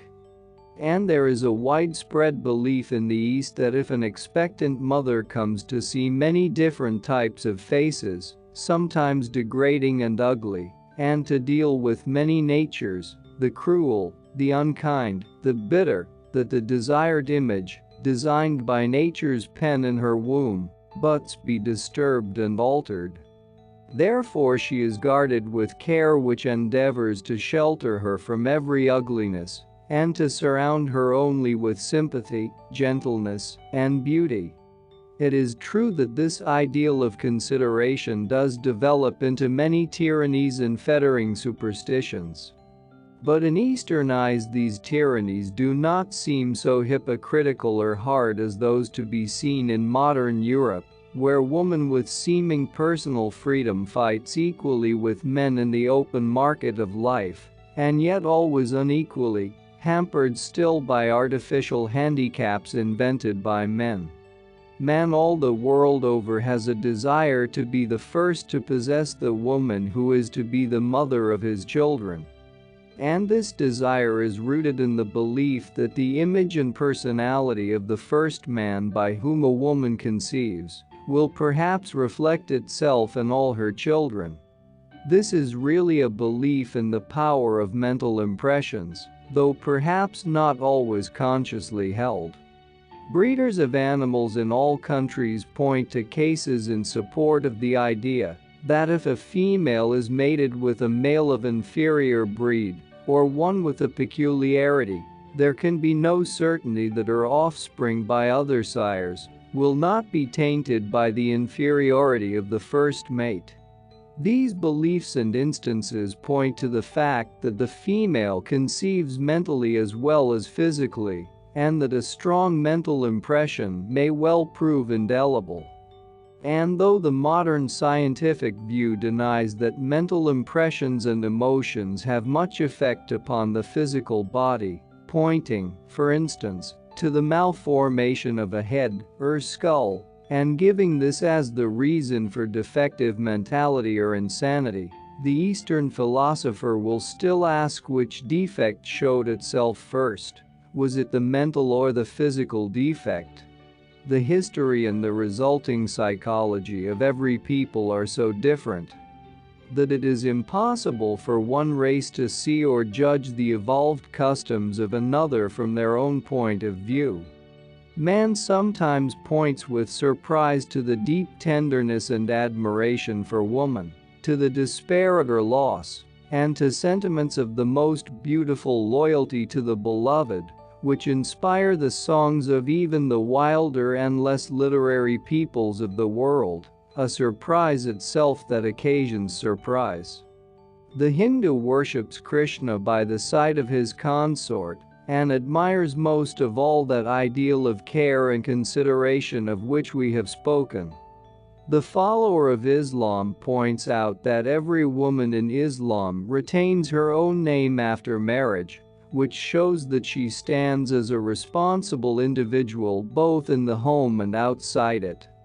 He will remember also that the Prophet always upheld the ideal of womanhood, making his followers swear in their oath of allegiance to him to speak no evil of woman, and asking women themselves to show dignity by their clothing and manner. He who felt so keenly the degeneration of his people in his campaign for reform, first struck at the degradation to which the brutality of men subjects woman. And the follower of Islam reflects also on the long gallery of women who would surely have fallen victims to superstition for their unusual talents, and have been killed as witches or servants of the devil, had they lived in the same periods in Christian countries, but who shine like stars in the annals of the history of Islam, on account of their intellectual accomplishments or spiritual attainment. Each country defends its own ideal of woman as being the highest, and to each country there belong its peculiar tyrannies, which are but different aspects of the same blind tendencies of humanity.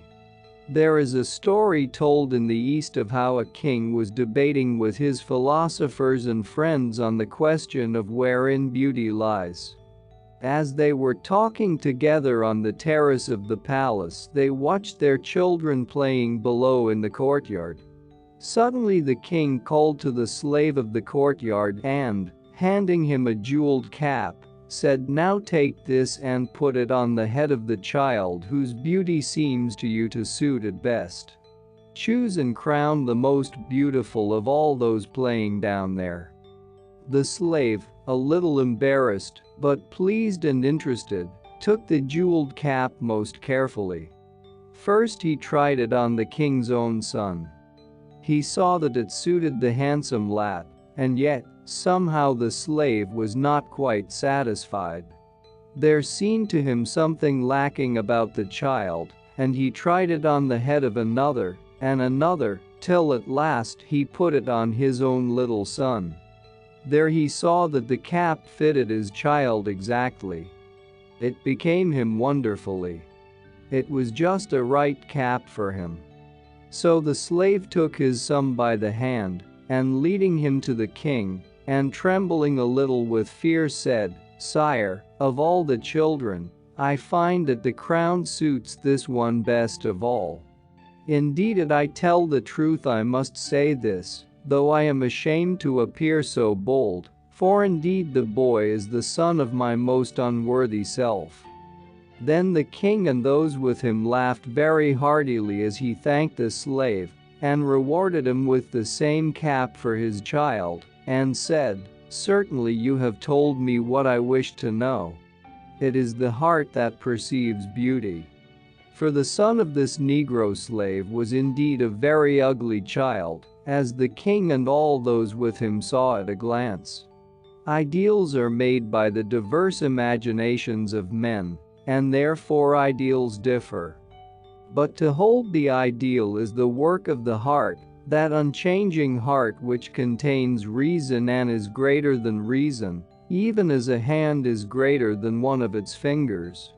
The Venus of Milo, that statue whose beauty transcends the boundaries of nations, compelling the admiration of totally different schools of art, suggests that the beauty of women conquers without arms. There is nothing for which a man will so blindly sacrifice all he possesses as for the woman he loves. He can be seen discarding his standards of thought and understanding, his family and friends, and his position for the sake of her whom he loves. And one feels that Adam must have gladly left paradise if Eve did but smile and say it was her pleasure to walk on earth. Woman's beauty touches man more than all other beauty. The colors, delicacy, and fragrance of flowers, the radiance and light of jewels, are but a background for her. It seems to him that all nature was created to prepare for her being. And he finds no subject so beautiful for his art as a beautiful rendering of two youthful human figures, male and female. But how shall he describe her whom he loves? For when he is conscious of beauty, it is then that he closes his lips. As the ocean cannot be emptied into a vessel made by human hands, so beauty cannot be captured within the limits of human definitions. There is the beauty of the pine tree, a beauty of straightness and uprightness, and again there is the beauty of the sweeping branches of the willow. Or again a curve added to the beauty of steadiness of form sometimes doubles that loveliness. What can explain this diversity? Beauty of movement, of gesture, of feature, of expression, of voice, all escape explanation, which is indeed but a limited thing. How calmly the mountains and hills seem to be waiting for some day that is to come. If you go near to them and listen, they seem to tell you this. How eagerly the trees and plants seem to be expecting some day, some hour, the hour that shall be the fulfillment of their desire. The same desire, intense and pronounced, is still seen in birds and animals. But its fulfillment is in man. The same aspiration which works through all aspects of life and has brought forth such varying fruits, culminates in humanity, and prepares through humanity a path that reaches up to the height called divinity, which is the perfection of beauty. Passion. When one considers the nature of passion, one sees that it is life itself. It is energy taking substantial form and expressing itself through different channels and outlets.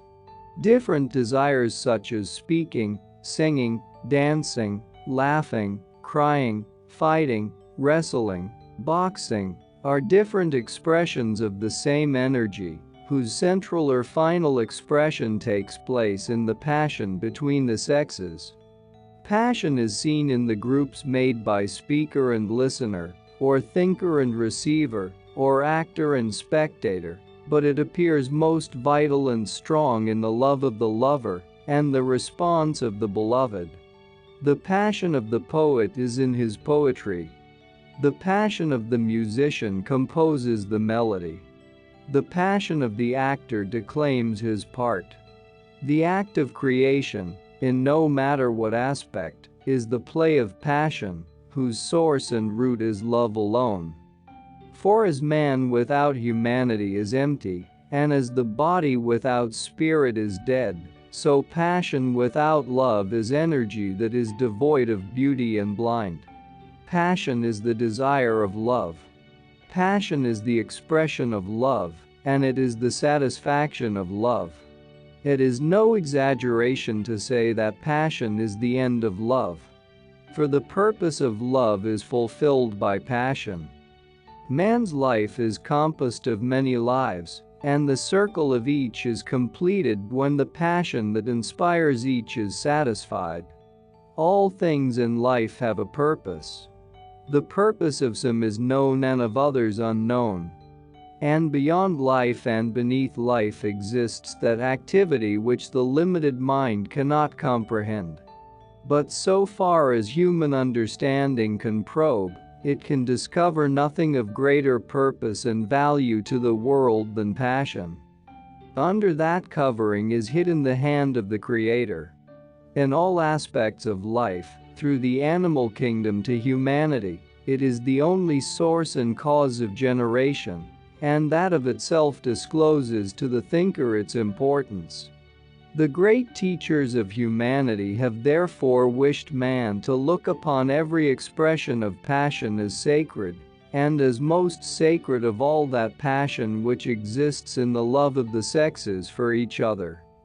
The desire to make sex passion a most sacred thing is seen in the teaching of Shiva, and the origin of phallic worship lay in the desire to raise in the sight of humanity the sacredness of passion, and to free it from the shame and contempt with which men viewed it.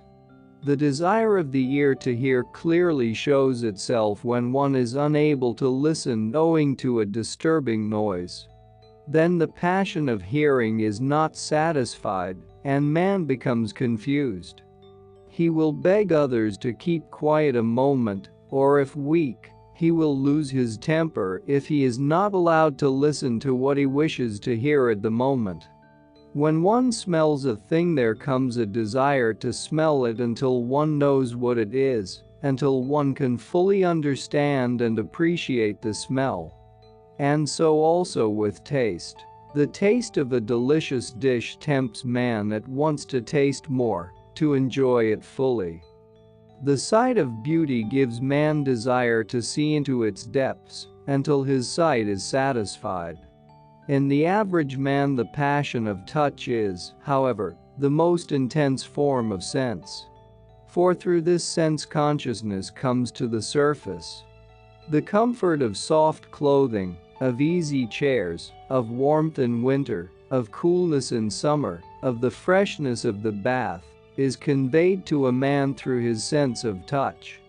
Indeed, most of his pleasures are dependent upon it, and this sense reaches its culmination in the passion of the body for one of the opposite sex. But it is not only the sense of touch that is energized to its very center in sex passion. Every sense is then awake, and therefore, it is that sex passion moves mankind more than anything else in the world. In each different aspect of joy, a different plane of existence is reached. But in sex passion, all planes of existence are in motion. When accumulated energy is expressed in the abstract through feeling, it comes as laughter or tears, anger, affection, fear or sympathy. Energy expressed through the mind comes as speech or thought, and expressed through the body as action. But the expression of intense affection towards the opposite sex brings the whole being to the surface. Consciousness, which in other experiences becomes but partially external, remaining mostly within, is brought entirely to the surface by sex passion alone. It is because of this that spiritually minded people have abstained from sex passion, and religious people have considered it degrading. For the soul consciousness is thus brought outside instead of being preserved within, and the soul is thus brought to earth, although its destination is, so to speak, heaven. But if this world is the work of a creator, it has been created so that he might experience external life. In other words, the knowing aspect of life has wished to know the noble part of life. And its joy depended upon knowing, which alone comes through experience. Moreover, its evolution and development depend on the inspiration, which is brought by experience alone. And inasmuch as it is necessary for the knowing aspect of life, or the soul, to return at length to its original state of being, even so it is necessary for it to experience first of all the life it created for the very reason that it might know. Celibacy. In all ages, celibacy has been a religious and mystical ideal, and for two principal reasons. The first is that although the soul born into the world is led further astray by every fresh experience in life, nevertheless it is sex passion that causes the greatest illusion of all. The myth of Adam and Eve illustrates this truth. For whether it was a means taken by God or by Satan, it was at the hands of Eve that Adam ate the forbidden fruit, and not through any direct command or prompting that he himself received. And since man's final goal is the attainment of spiritual life, his life here on earth having been all in vain if he fails to achieve it. Every effort has been made by religion to draw him away from that passion of sex, towards which he is led by nature, and thus away from the greatest peril that his soul can encounter on its earthly journey. And then again, whilst every expression of life, speech, laughter, tears, robs man of some part of his fund of energy, it is sex passion that makes the greatest demand of all. And therefore, the idea of celibacy was presented, so that man might the better preserve his energy to pursue with singleness of vision, that final goal of spiritual attainment. Losses such as dimness of reason, weakness of thought, loss of memory, despair, depression, result when the inner being of man is starved because energy has been expended, and because there is no knowledge or skill in strengthening and sustaining the inner existence. At every moment of life and with every breath, the human being gives out and takes in energy. And whenever he gives out more than he takes in, he draws death nearer. But if energy is denied an outlet, it can be raised and used to sustain the mind and the inner being. For this reason, mystics have often practiced seclusion, silence, and other forms of abstinence to preserve energy for the sustenance of the inner life. And they have found that celibacy was the most effectual means of all upon this path. It is the spirit that quickeneth, the flesh profiteth nothing.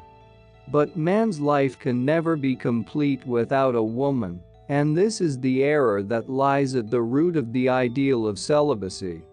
Man's life is incomplete without woman, whether one considers his social or his political life.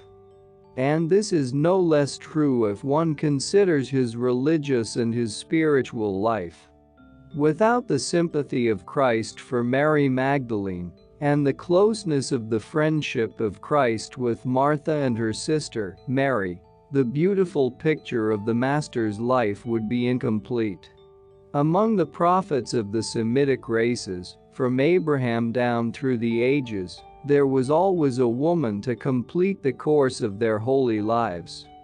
And the great Hindu teachers from Brahma to Krishna are glorified together with their consorts.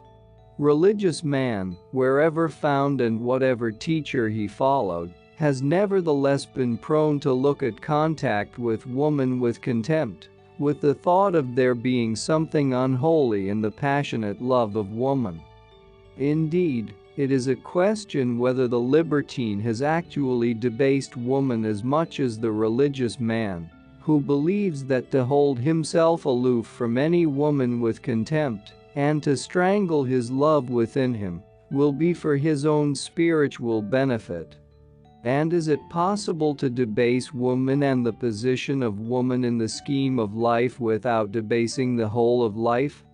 In the evolution of the ego there is undoubtedly a development towards celibacy, but at the same time this development carries an increasing regard for woman and the whole plan of life. Oriental philosophy, in discussing the ego, distinguishes between the nafs-i amara and the nafs-i lawama. The former is the individual whose whole existence is on the surface, engaged in the satisfaction of his senses in eating, drinking, in amusements, and in sexual indulgence, and the nafs-i lawama is the individual whose physical greed is controlled by intelligence, to the extent of making him discriminate between his pleasures. The nafs-i lawama rejects those desires and enjoyments that fall below a certain standard of taste, which his intelligence sets for him. The nafs-i mutmainah represents a third and higher stage of development, in which the senses are under the control of the mind. In this stage of evolution a man is absorbed in some ideal, or devoted to the achievement of some object in life, outside the self-art, invention, trade and so on, and directs his energies into one channel. In his sexual passion he may be compared with the deer that comes to drink from the pool of fresh water, lying hidden in the depth of the forest pure and untroubled, to be frightened away by the least flutter of reflected shade that disturbs or distracts his attention. For him passion only exists when he loves. He cannot feel passionate when he does not love. Here at last is found the admiration of woman, the beginning of love, and the real lover. What do the nafs-i amara or lawama know, who think of love as a pleasure?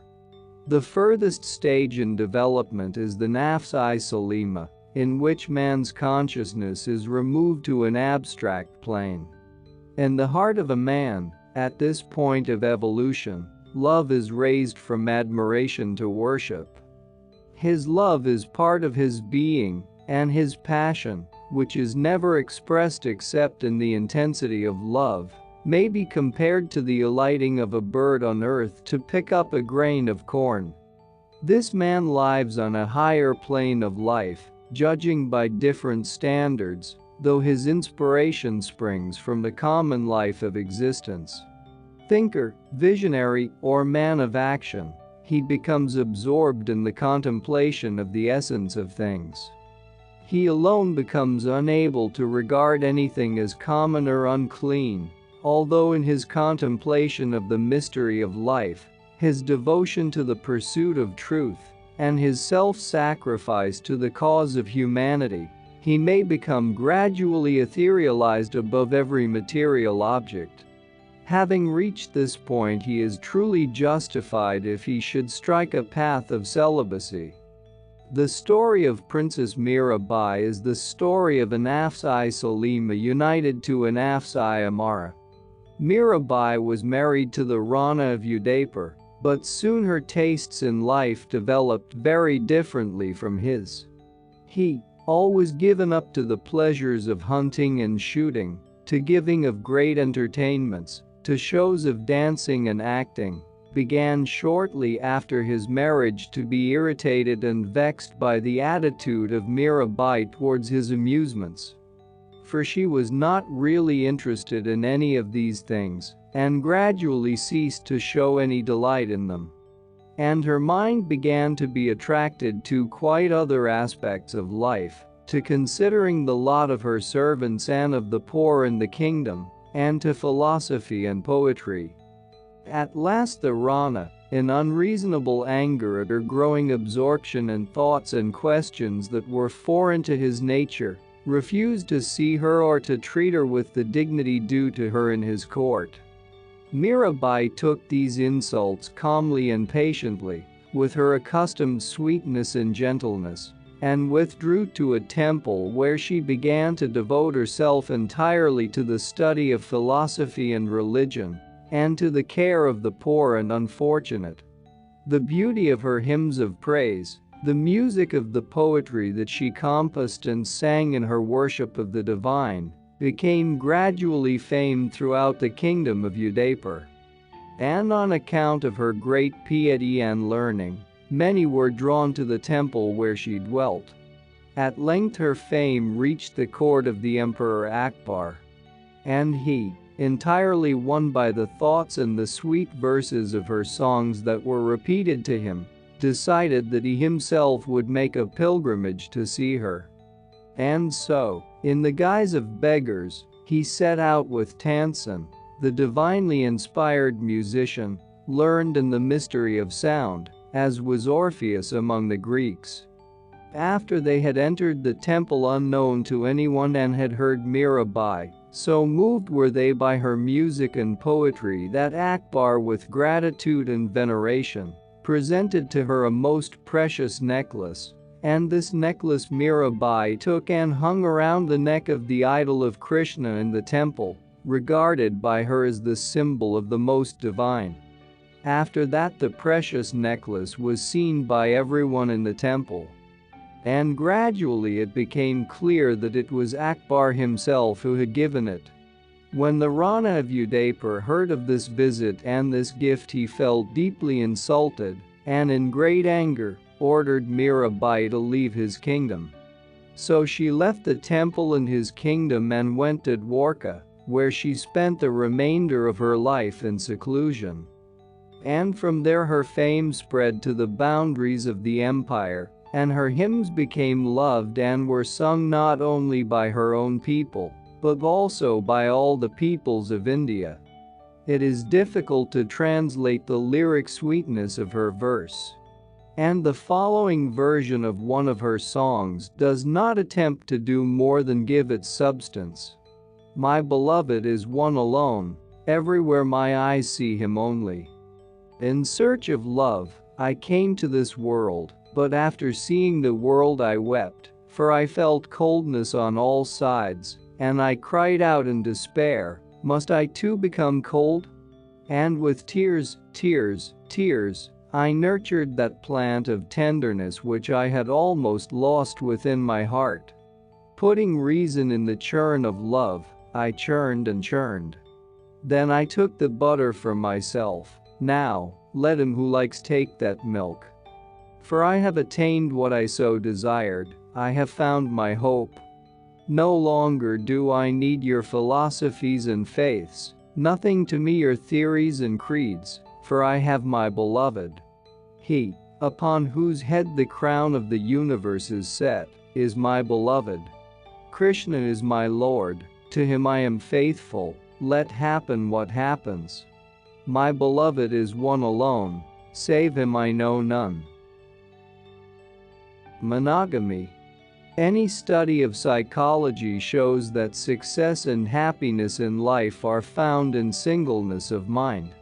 To focus itself, the mind takes a single direction. And singleness of vision cannot fail to develop singleness of purpose. Many are the paths that lead to success. The difficulty lies in keeping strictly to the chosen path, or in other words in retaining singleness of mind. There is one means only by which man can attain to a realization of the religious ideal of the Godhead, and that is through sincerity and single-mindedness in the conduct of everyday life. So it is that the ideal of monogamy has been considered by the wise as no less sacred than religion. In this ideal, verily, is found the natural law of religion. Even among polygamous peoples monogamy prevails, because the one who is bound to several in marriage is most often devoted to one alone, and thus monogamy is in a sense more natural than polygamy. It is a tendency that is seen to a certain extent in birds and beasts. Doves, for example, when mated remain attached to each other and share equally the responsibility of rearing their young. Many other animals always keep to one mate, and only after long separation, when they have lost all consciousness of the other, will they accept a second mate. Such loyalty among animals is always a source of interest to man, and is in itself significant. Once in India, a man out hunting killed a bird and saw as it fell to the ground that its mate flew down seeking after it. And when he came near to his prey, he found the mate dead beside it. So impressed was he by the sight of the lifeless body lying beside its slaughtered mate, that he never again went shooting. Constancy never fails to impress by its beauty. In testing gold, we recognize the real gold by its enduring qualities. The real gold lasts, and what the human being calls divine character is something that is enduring in its beauty, and thus different, distinct, and apart from the world which is ever changing. The value of the things of life lies in the worth that man attaches to them. Of themselves they have no value. There is a time when toys are treasures. But the child who cries for a toy comes to an age when he gives it away. And at every step in a man's evolution, the values of power and position and wealth change in his eyes. And so as he evolves, there arises in him a spirit of renunciation, which may be called the Spirit of God. Gradually he recognizes the real value of those fair and lovely qualities of the Spirit that change not. In the ideal of monogamy, in the ideal of devotion to one alone, abides a recognition of loyalty and constancy as being the most valuable, as being the divine attribute of man. To the poet, to the artist, whatever be his art, to the idealist, the idea of the one beloved is part of his being.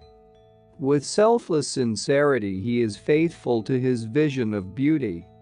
And every thought that tempts him from his loyalty is to him like going astray. No social law or moral teaching is needed to chain him to his beloved. His inward impulse keeps him to her. It has been no uncommon thing to find in any age, in any country, cases where a bereaved mate has been unable to live on after the death of the beloved. Most often one sees the bereaved one of a true union living a dead life, suffering a long drawn-out crucifixion, till death terminates the enforced separation. Among the Hindus, that most idealistic of races, marriage gives a sacred position to the wife, so that she is, ideally, entirely dependent upon her husband to fight every battle of life for her. And to them the thought that a wife could marry a second time seems intolerable. Such stories of fidelity became so honored amongst the Hindus as to make sati a custom, and it became usual for Hindu women to imitate in their own lives the stories of great devotion, and by dying on their husband's grave, to give thus the greatest proof of loyalty. There is a story told about the wife of Jayadev, the poet of the Sanskrit age whose Ashtapadis have been sung for centuries with unfailing interest.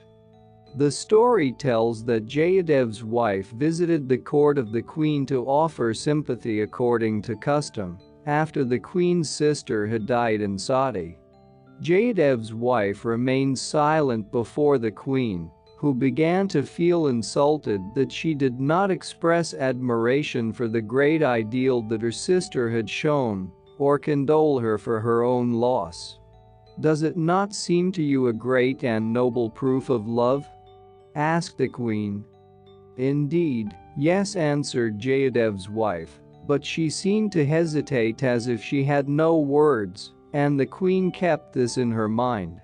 Some time later the king happened to be away with Jayadev on a tiger hunt. The queen sent word to his wife to say that the poet had died on the expedition. "What?"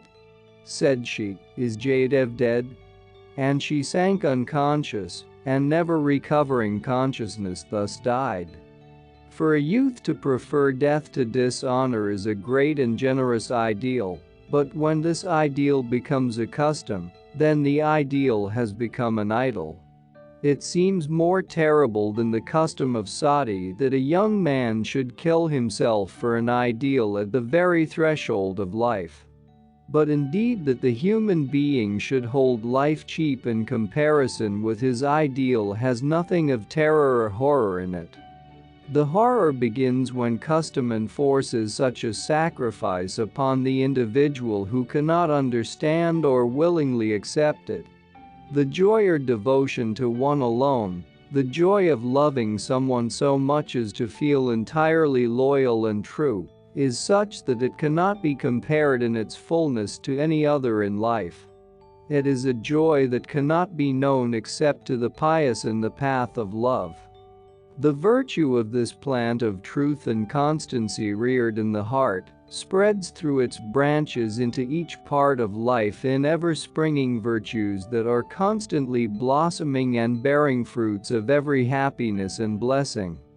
There is a verse of Hafiz which says, "My heart is so pure in its love for you, that indeed it shows no purity, for save you it loves no one." The apparent confusion of this thought lies in this: that to love sincerely one cannot love more than one. And yet love must grow, for to cease to grow means but to wither and to die. And to love one alone, and that one truly, is to expand and respond to all the beauty of life. The real lover laughs at him who says, "I have loved, but my beloved failed me, and therefore, I love no more." The real lover, like Aladdin, has his magic lamp, and he creates his vision of beauty. The real lover cries like Majnun, "To see the beloved you must have my eyes." He says, "O you who blame, you who despair, and you who hate, cannot see." An English poet, writing of the sun, has said, "When the sun begins to spread his rays, he shows his face 10,000 ways. 10,000 things do then begin to show the life that they are in." And the poet Shams-I Tabriz has written, "When the sun showed his face, then appeared the faces of the forms of all worlds. His beauty showed their beauty, in his brightness they shone out, so by his rays we saw, and knew, and named them." A flame of pure and sincere love is as a torch upon the path of the lover. It reveals to him the mysteries of life, as it awakens the answering gleam of light, the soul, in each created thing. Polygamy. Monogamy and polygamy depend upon temperament. A monogamous temperament could never be otherwise than monogamous. And there are temperaments that will always have a tendency towards polygamy, no matter how happily placed in life, or how carefully guarded. These naturally seek variety of experience in sex. In the lower animal creation, the polygamous temperament is seen to predominate. There one male has a number of females. One male is capable of procreation through a number of females, and in this respect man is no exception. To permit polygamy is simply to recognize a natural human tendency with frankness.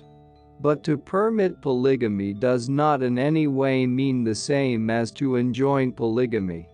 Muhammad, for instance, advised many temperaments that they should marry one woman only. To permit polygamy does not mean, either, an interference with the ideal of monogamy, and it certainly need not tend to bring about a decrease in the number of perfectly mated monogamous lives. Among Muslims, really monogamous lives are no rarer than among other communities that wish to maintain an appearance of conforming to a more artificial standard of morals. It would not, for instance, be difficult to find Muslim families where the men have been definitely monogamous over a period of 4 or 5 generations. Since the male represents strength and power, his life is not only hazarded in the wars and battles that have existed in all ages, but is also risked in the adventurous sports and dangerous occupations of peace. There is consequently in all communities a greater loss of life in the male than in the female population. Under this disparity of numbers, it is a question how far it is a virtue to enforce a system that robs a large number of women of their natural rights, without leaving them any choice in the matter. If it be a virtue, it nonetheless means a loss of members of the community. Actually, the average individual does not keep with honesty to such a standard, and so loses the opportunity of procreation without restraining passion. Thus morals are undermined, and prostitution encouraged.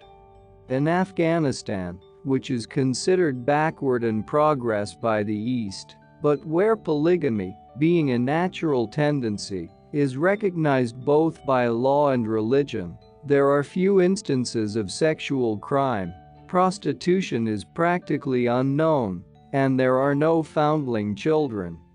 There are again cases when polygamy from every reasonable point of view seems a necessity. In a marriage, for instance, where the wife is insane, or diseased, or childless. And besides these physical reasons, there are intellectual reasons. Looking into life, one sees men unlike in all things. Perhaps one man is equal in his physical strength to 10 average men, another is intellectually a giant among his fellows. In Sanskrit, mana means mind, and the real man is mind. One mind may be equal to 1,000 minds. One mind may have innumerable sides, each eager for expression. One mind may be capable of managing innumerable activities, and of supporting innumerable interests. It was the custom in a country where people lived by agriculture that each man should receive as his portion a certain plot of land. Some availed themselves of the privilege, and others disregarded their inheritance.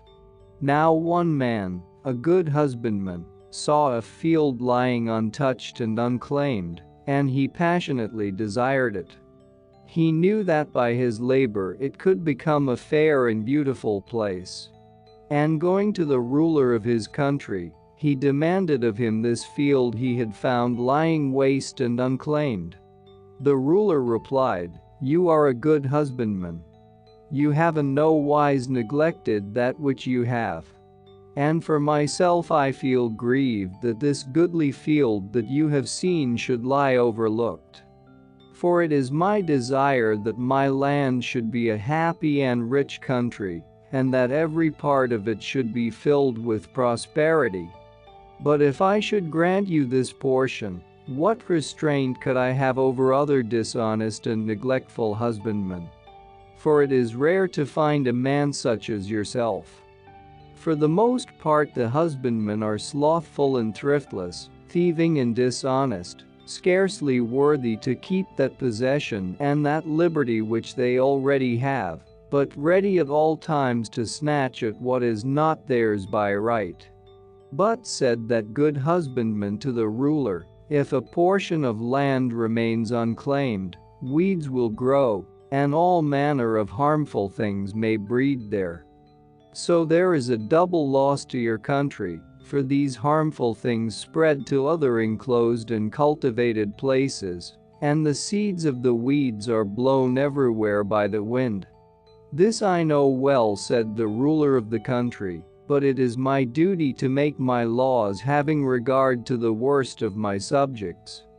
It is the lawless, the degenerate, and the mentally incapable who breed and multiply under a system of enforced monogamy, while families that have inherited talent and position are weakened by every kind of artificial restraint, and their unmarried womenfolk in tens of thousands lead artificial lives with natural instincts repressed by conventions of education, law, and religion. It is not unusual for travelers from the West to comment with a kind of contempt upon the swarming poorer populations of Eastern towns. But it will never be easy for Western missionaries to turn the educated Eastern men and women to their views of civilization, once these have seen the teeming streets and slums of European towns, where dirt, disease, and drunkenness have so degraded humanity. And not only in the slums of the West does one see violence done to human nature, but there are vast sections of humanity whose lives can be called little else but lives of slavery, who are caught and wedged in the wheels of a civilization that crushes and destroys so much beauty of ideal, of personal freedom and expression. Nature is adaptable, and the individual is not always fully conscious of his loss. Therefore, not being fully conscious of it suffers but slightly. The loss of the individual is nonetheless felt in its entirety by the whole of society. While such things exist under one scheme of civilization, that scheme cannot afford to ignore every other system. In all ages the thinkers who sought to solve the problems of the universe have come to the realization that man is the result and also the aim of creation. In other words, they have come to the realization that life, the consciousness, which alone is the divine essence, rises upwards from the lowest creation, from the mineral up through the vegetable and animal world, and fulfills its purpose in humanity. The human creation has therefore been regarded by them as the most sacred creation. The whole tone of Christianity, for example, teaches this. The ideal of the birth of Christ gives an idea of the sacredness of human birth. The same desire to elevate the ideal of human birth can be seen in every religion. And since religion has at all times held the lives of people within its grasp, religious customs of various kinds have developed everywhere to surround marriage with sacredness. Because of the idea of the sacredness of human birth, marriage was held sacred. But at the same time polygamy prevailed unrestricted by religion until the coming of Muhammad. To see life as a whole is beyond the power of the generality of mankind. The outlook of the average man is bounded by consideration of the welfare of the race or community to which he happens to belong. In the cycles that form the history of civilization, man evolves and degenerates, and often his gain in the eyes of succeeding generations has been quite outweighed by a corresponding loss. Man sees no further than he sees. And ever and again the turn of the cycle has brought a period of cruelty, of intolerance, and of degeneration. Krishna has said, "Whenever Dharma is threatened, then am I born." The Sanskrit word dharma has wider significance than that usually given to religion. It embraces as well the things of Caesar and whole of duty and law. The words of all those great teachers who have appeared to guide humanity at various dark moments of history are of supreme value, for the very reason that in their vision and knowledge of life, they touched what is beneath and beyond life, and saw creation as a whole. It is remarkable that at no time in history was polygamy restricted by religion until the coming of Muhammad. He was the first religious teacher to regulate marriage. Until he spoke on the matter, religion, which had always made marriage a sacred union, had nowhere put any limit to the number of wives a man had. Christ, Muhammad's great predecessor, had not pronounced directly or indirectly upon polygamy, the prevalent custom among the Jews of the Old Testament. Looking at the surface of things, many are tempted to wonder, although few will express the thought, whether those great teachers of humanity who themselves led polygamous lives were actuated by sensuality or by some base conception of life and humanity. Abraham, the father of religion, holy and pure; Moses, the divinely inspired lawgiver; Solomon, who represents wisdom and justice, were all these whose words are read Sunday by Sunday in services dedicated to the worship of Christ, and also Krishna, the Lord of the Hindus, actuated by sensuality or some base conception of woman. Digging into their histories, we find something very different. Take for example the life of Muhammad, who has been so denounced and misunderstood by the ignorant, although he had a larger number of followers than any religious teacher. He, with his broad outlook on life, he, whose actions were prompted by the highest ideals, had the greatest respect for women as for all humanity. Even in the short oath of allegiance that he exacted from his followers, he found a place to show his ideal of woman. For his adherents swore to speak no evil of women. As a young man full of strength and vigor, he was the faithful husband of Khadijah, and the proof of his sincerity and faithfulness to her is seen in her unswerving devotion to him. She was the first to believe in his inspired message and to sustain him in it. For the 18 years of their married life, they were everything to each other. She shared with him the dangers and insults of those rigorous years, when to all except herself and 2 or 3 close friends, there seemed no possibility that he should ever succeed in his mission. How then does this picture of the first part of his life compare with the latter part, after the death of the beloved Khadijah? A great virtue indeed dictated that later conduct of his, which has been so distorted by those who know but little of his teaching. The few who followed Muhammad believed in him to the extent that they lived for him alone. He was to them the representative of God. They sacrificed all, even their lives for him. And he, in his turn, gave them all the protection that he could during their lifetime, and supported their widows and children when they died. These women could hardly have returned to their own people, for they were outcasts.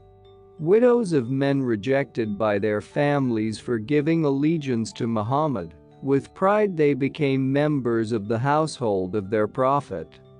Not even the most slanderous of the Prophet's detractors has been able to deny that they lived in happiness and harmony, nor able to prove that he ever dealt otherwise than kindly with the women whom he thus took under his care, many of whom were his wives in name only. Each nation exaggerates the outstanding qualities of the hero it glorifies, and to each the history of the Lord and hero of an alien faith, as it is told by its devotees, appears not only incredible but also repellent. The followers of Muhammad proudly trace relationship with their honored teacher. Thus, no doubt this part of his life has been given an unreal prominence, and stories have arisen which have been maliciously perverted by other nations and creeds, unable to appreciate their origin.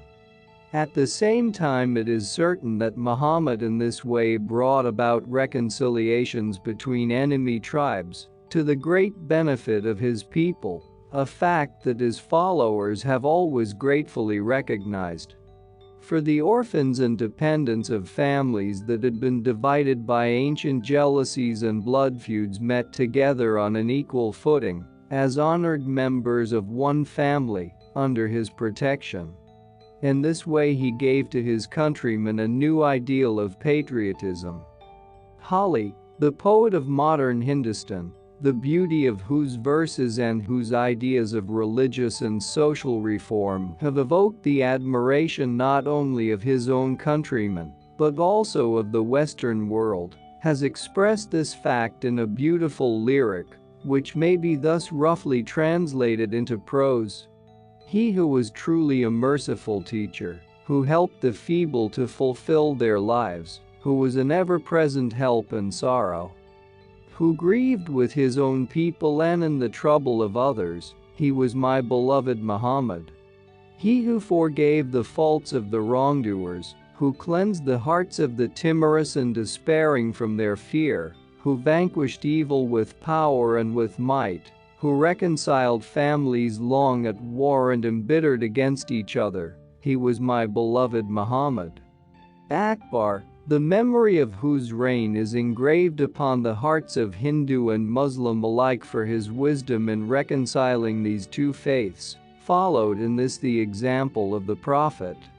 For besides the freedom that he gave to his subjects to worship in their own way, whether Christian or Jew, Hindu or Muslim, treating the religion of each community not only with sympathy but also with respect, he also chose princesses from different provinces for his wives, and so promoted understanding between followers of different religions, different standards of morals, and different customs.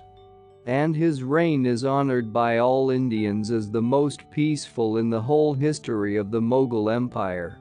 It was by quality of mind that the great teachers impressed their messages upon such vast sections of humanity. One mind may be equal to 100 minds, another to 1,000 minds, such is the difference in the quality of men's minds. And it is the quality of a great mind that finds truth, not a quantity of lesser minds. The teaching of any of the great leaders of humanity is of greater value than the opinion that filters through any section of average humanity at any time in history. For the great thinker who contemplates the flow of that divine consciousness, which is life, rises in his contemplation above the boundaries, which must limit the view of average men at any and every stage of civilization. Perversion. The faculties of intelligence express themselves through physical channels, which they have created for the purpose of their expression. The faculty of sight has created the eyes, that of smell has created the nose. Each organ, in fact, has been developed by a certain faculty in order to express its particular purpose. Whichever channel activity works through, it effects some purpose. If rightly directed, it achieves the intended purpose. If wrongly directed, that intended purpose is not accomplished, but some other result is brought about. The ingenuity of science enables the nose to be used as a passage to convey food to the stomach. But science cannot do this without risk of dangerous consequences. And it is a thing quite beyond the unskilled to effect without inflicting injury. To take a railway ticket to Southampton, wishing to go there, and then to get into a train for Brighton, is called a mistake or going astray. But those who are in the train for Brighton, wishing to go to Brighton, cannot be said to be going astray. The tracks of the railway line are made for the smooth running of the train. If the train slips off the track, it not only has difficulty in proceeding, but it also causes damage, plowing up the land and creating destruction in its path. The generative organs have been developed by the generative faculty, and when used for any other purpose they are misused, and other use directs energy to a wrong channel and creates disorder.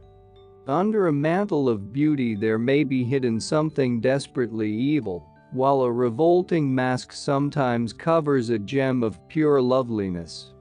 The difficulty of touching upon the hideous aspects of life lies in the fact that different social classes are so cut off from one another as to be quite ignorant of each other.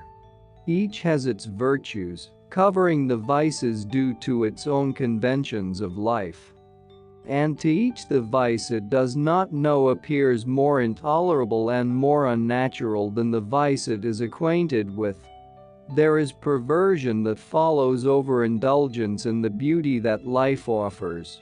And equally perversion follows the too rigid observance of hard and fast moral, social, or religious ideas of order. However beneficial any method of life may appear, it inevitably leads, if carried to excess, to something disastrous or unwholesome, which may be called perversion. And so it is that these unwholesome results are usually logical developments of causes of which the individual is the hapless victim. It is not always possible to blame him with justice for his condition. A vast section of civilized society almost ignores the inborn impulses towards beauty and interest. And its unimaginative conception of life weighs not only upon its younger, but grinds also upon its older members. Wherever the natural channels of life are choked and stopped up, other outlets are forced. Some of these may seem to be productive of beauty, but most are proved to be eventually productive of innumerable forms of ugliness or cruelty. Thus the restrictions, which some classes place, by their social and religious conventions, upon the liberty of the individual, with the laudable motive of preserving the standards of order, bring about pitiable situations of life. Pitiable is the ruin caused by the lawlessness of those other classes which are too powerful, or too obscure, to submit to restraint. Music is behind life and rules life. From music springs all life. The whole of creation exists in rhythm. And in general phrase it may be said that there is one common source of human disease, and that is disorder in rhythm. Rhythm is broken by congestion. And again rhythm is broken when activity goes beyond the boundaries of normality. For it is a phenomenon of activity that it produces energy of itself. In any activity, in walking, in speaking, in thoughts and imaginations, activity increases with its own energy. So that the speed at the end is greater than the speed at the beginning, until the climax when it burns itself out. Also activity gains energy when caught into the speed of a greater activity. Riding quietly along a road one finds that one's horse will break into a canter if other horses go cantering past. Perverted desire originates in the debauched, in whom normal desire lives on after physical energy has been spent, and in the physically abnormal and incapable. It originates also in the normal person who is deprived of natural expression.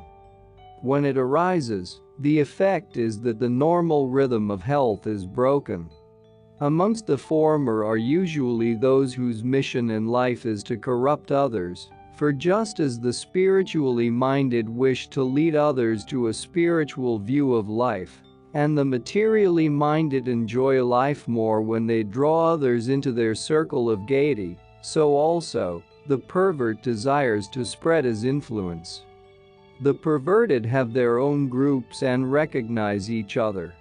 Amongst the latter, that is those in whom natural expression is denied an outlet, are found some who have ideals of life and who are above reproach.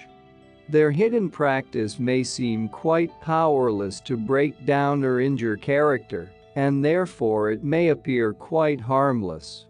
But it seems impossible to find any case where health and mind are not affected. For mental despair arises, or confusion or indecision, or else a physical ailment of a nervous kind, or else a state of mind develops which in its turn produces a physical disorder. And here we must reflect that modern science has perhaps still to study the effect of emotion on the blood. This seems to be still a somewhat unexplored field in modern medicine. The artist stands in opposition to nature. It is true that art is nature in miniature, but there is always a tendency in the artist, as he observes nature, to run counter to nature. He observes and molds and creates and improves and originates.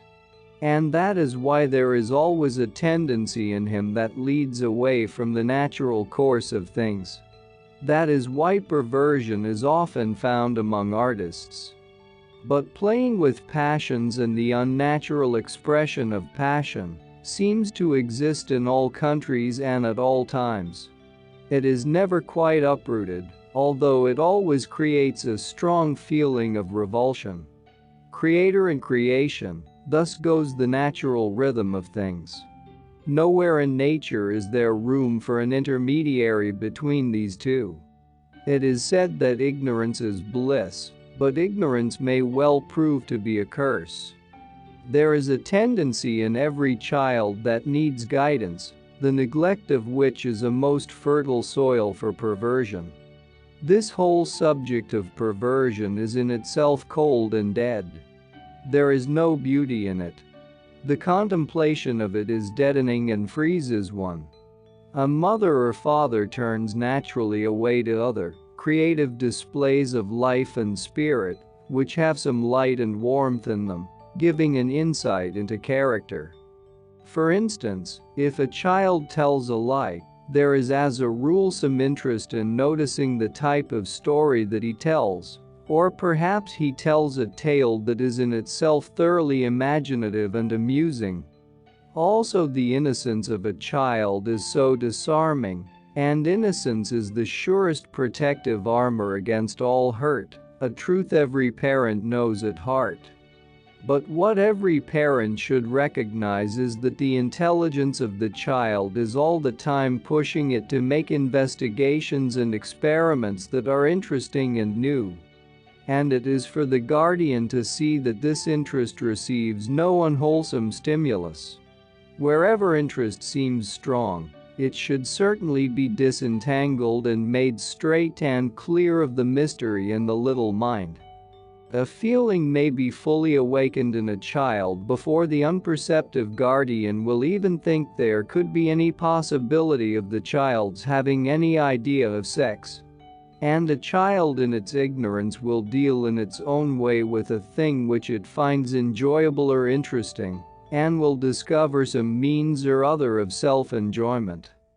The parents have not spoken to it of such things, and having found some new sensation in life, it gladly seeks a comrade to share the new interest.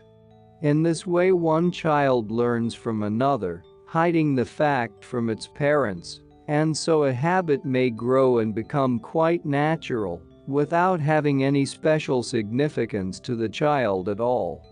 The impression produced by a habit of this kind has results that are almost incalculable. The abnormal child will no doubt be given a direction that will develop into a definite taste for abnormalities in later years. But the average child will suffer in other ways. For instance, it may with the years develop a distaste for marriage, or a coldness that affects relationship and marriage. Undeniably, the impression received by its mind will color its attitude towards life for many years to come, arousing perhaps a feeling of contempt or of shame for sex. But whatever unhealthy attitude towards nature is thus evoked will affect its whole existence. If parents could realize that every child has an inclination towards perversion, which starts as play, and that it needs teaching and guidance in its inclinations, some to a greater and some to a lesser extent, many disasters might be prevented. A child is intelligent and can easily be brought to notice the difference between people and to admire the noble and beautiful. It can easily be trained to a healthy discrimination, with an inclination towards all that is sane, wholesome, and vigorous as being productive of the greatest happiness and pleasure, with a contempt of all uncleanness, and with a fear of the consequences of all unlawfulness. There is no need to punish or frighten a child, any more than there is any need to feel disgust or fear for a child when it shows an inclination that needs correction. Words usually produce the best remembered impressions. Children have many influences to deal with that come from without. Not only through other children come unpleasant and perverting suggestions in playtime, as an English saying goes, Satan finds some mischief still for idle hands to do, but also through older people. Old age often blunts the fineness of feeling, and even among the aged and trusted, may be found monstrous tendencies, which enjoy watching the spring of interest in the child. Ignorant nurses, perhaps without thought of harm, will play with that interest, and there are monster souls who enjoy above all the thought of being the first to enjoy the passion of youth. And others, who have perhaps the greatest refinement and delicacy of thought, life, and sentiment, but who find such an overwhelming attraction in the vigor, in the spring-like beauty of youth, as not to be able to refrain from tampering with it, to get some enjoyment and interest out of it in some way or other. Also, there are many older people who have a hatred for the opposite sex which they impart to children. This is especially true of women. And it is not uncommon for women to make a mission of prejudicing young girls against a normal and healthy attitude towards men. Perhaps there is no grown person who has not a recollection of some occurrence of the sort in his or her own life. But with a dim memory of the strangeness and horror of it, the grown person remembers too his own extraordinary youthful innocence that came to his rescue. And so he feels inclined to trust to the strength of that same innocence in his own child, not considering in what unknown and difficult situation a child may be entangled. Or else a parent may be anxious to protect his girl, and less inclined to protect his boy, never having perhaps traced very carefully what depth of influence that early experience of his, even if of short duration, had on his own life, and therefore, never having realized what lack of vigor in body, what amount of indecision in mind, of obscurity of purpose, of loss of the total sum of his individual happiness or success, might be traced to it. Before the mind of a parent these human tendencies should ever be present, and it is his obligation to awaken in good time the youth under his care. The knowledge of these things awakens. Not that we are forced thereby to become virtuous, but that we see what power virtue and vice have, looking upon vice as any activity which eventually brings unhappiness to humanity. It is the emotional nature which is susceptible to the desire to experience new sensations. And it is the emotional nature that is the great nature. The great character is on the one side more daring than the average, and on the other more loving, more responsive, more alive, and therefore, more likely to fall into the ditch. But the one who falls and yet comes out again uninjured, and with wings free and pure, is a rare bird. There is a temperament that finds it impossible to speak of such subjects. A temperament that would eagerly desire to warn youth and to awaken the one who is blindly following a wrong path, but who finds it impossible to speak the necessary words. This reserve springs from a delicate and sensitive respect for human nature. It has been described by Muhammad as haya, the quality of the truly religious, and it prefers to place the greatest trust and confidence in youth and in friends. It is the one that draws out and fosters virtue in others. How many young people owe their unstained records to the trust and confidence placed in them by the mother? At the same time, education requires something more than a silent condemnation. It requires the clarification and understanding of that law of reciprocity which is the basic law of nature. An artist relates how his father, whom he greatly respected, gave him no rules of conduct, but treated him always with trust and confidence, and how it was from his brother-in-law, the husband of his much older sister, that he received as a child a much-needed warning.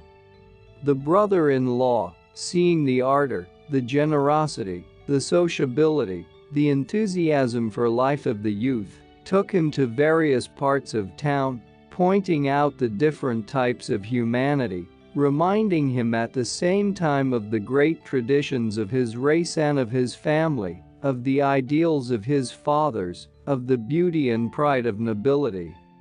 What he pointed out and what the youth saw with his own eyes left an undying impression on his mind of the effects of perverted life, influencing the whole trend of his life.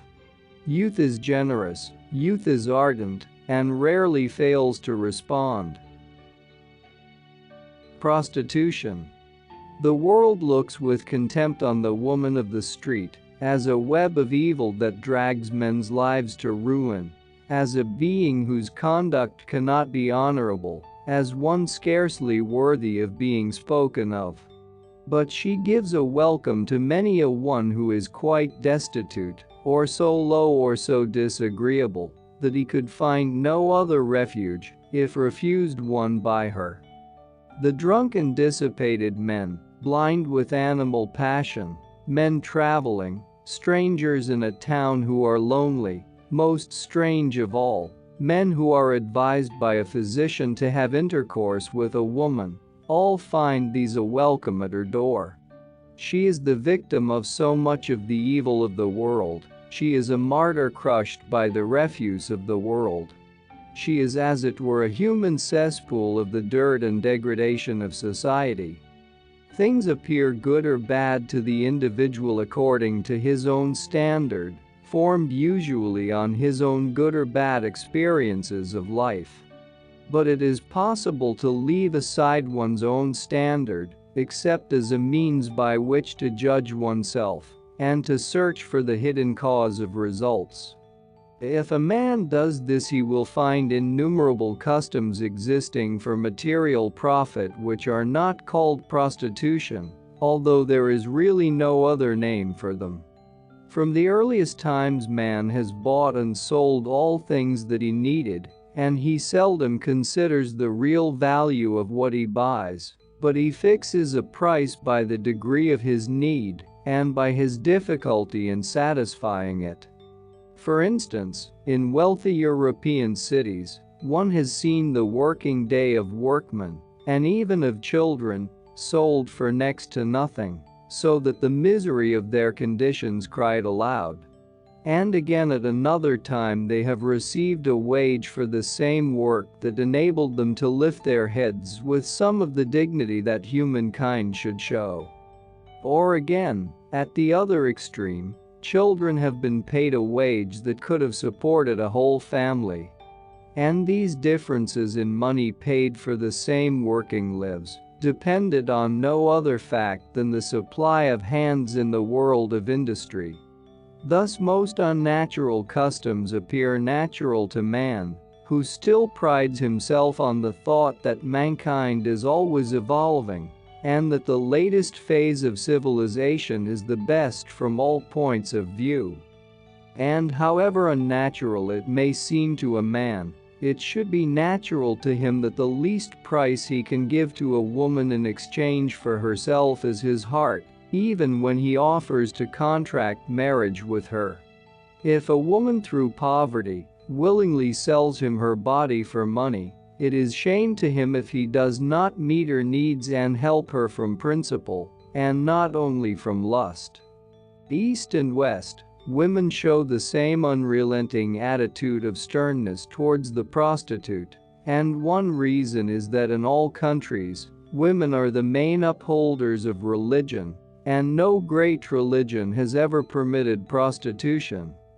But the chief reason for this sternness is undoubtedly the truth, unconsciously known to everyone, that although the human being who has never had an ideal is to be pitied, the woman who has had an ideal and has allowed the circumstances of life to break it, has herself thrown away her soul. And it is hard for any woman to tolerate the thought that another woman should be born without an ideal of womanhood.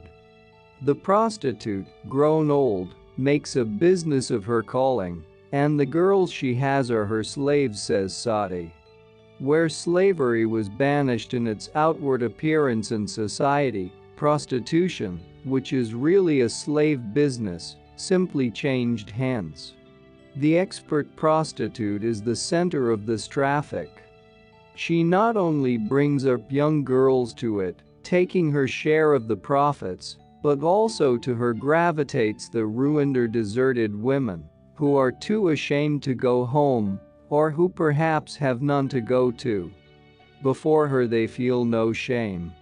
And with her welcome, unspoiled by the cold reproaches of hard speech that the virtuous too often proffer with their assistance, she gives kindness and sympathy and also practical help and a means of subsistence.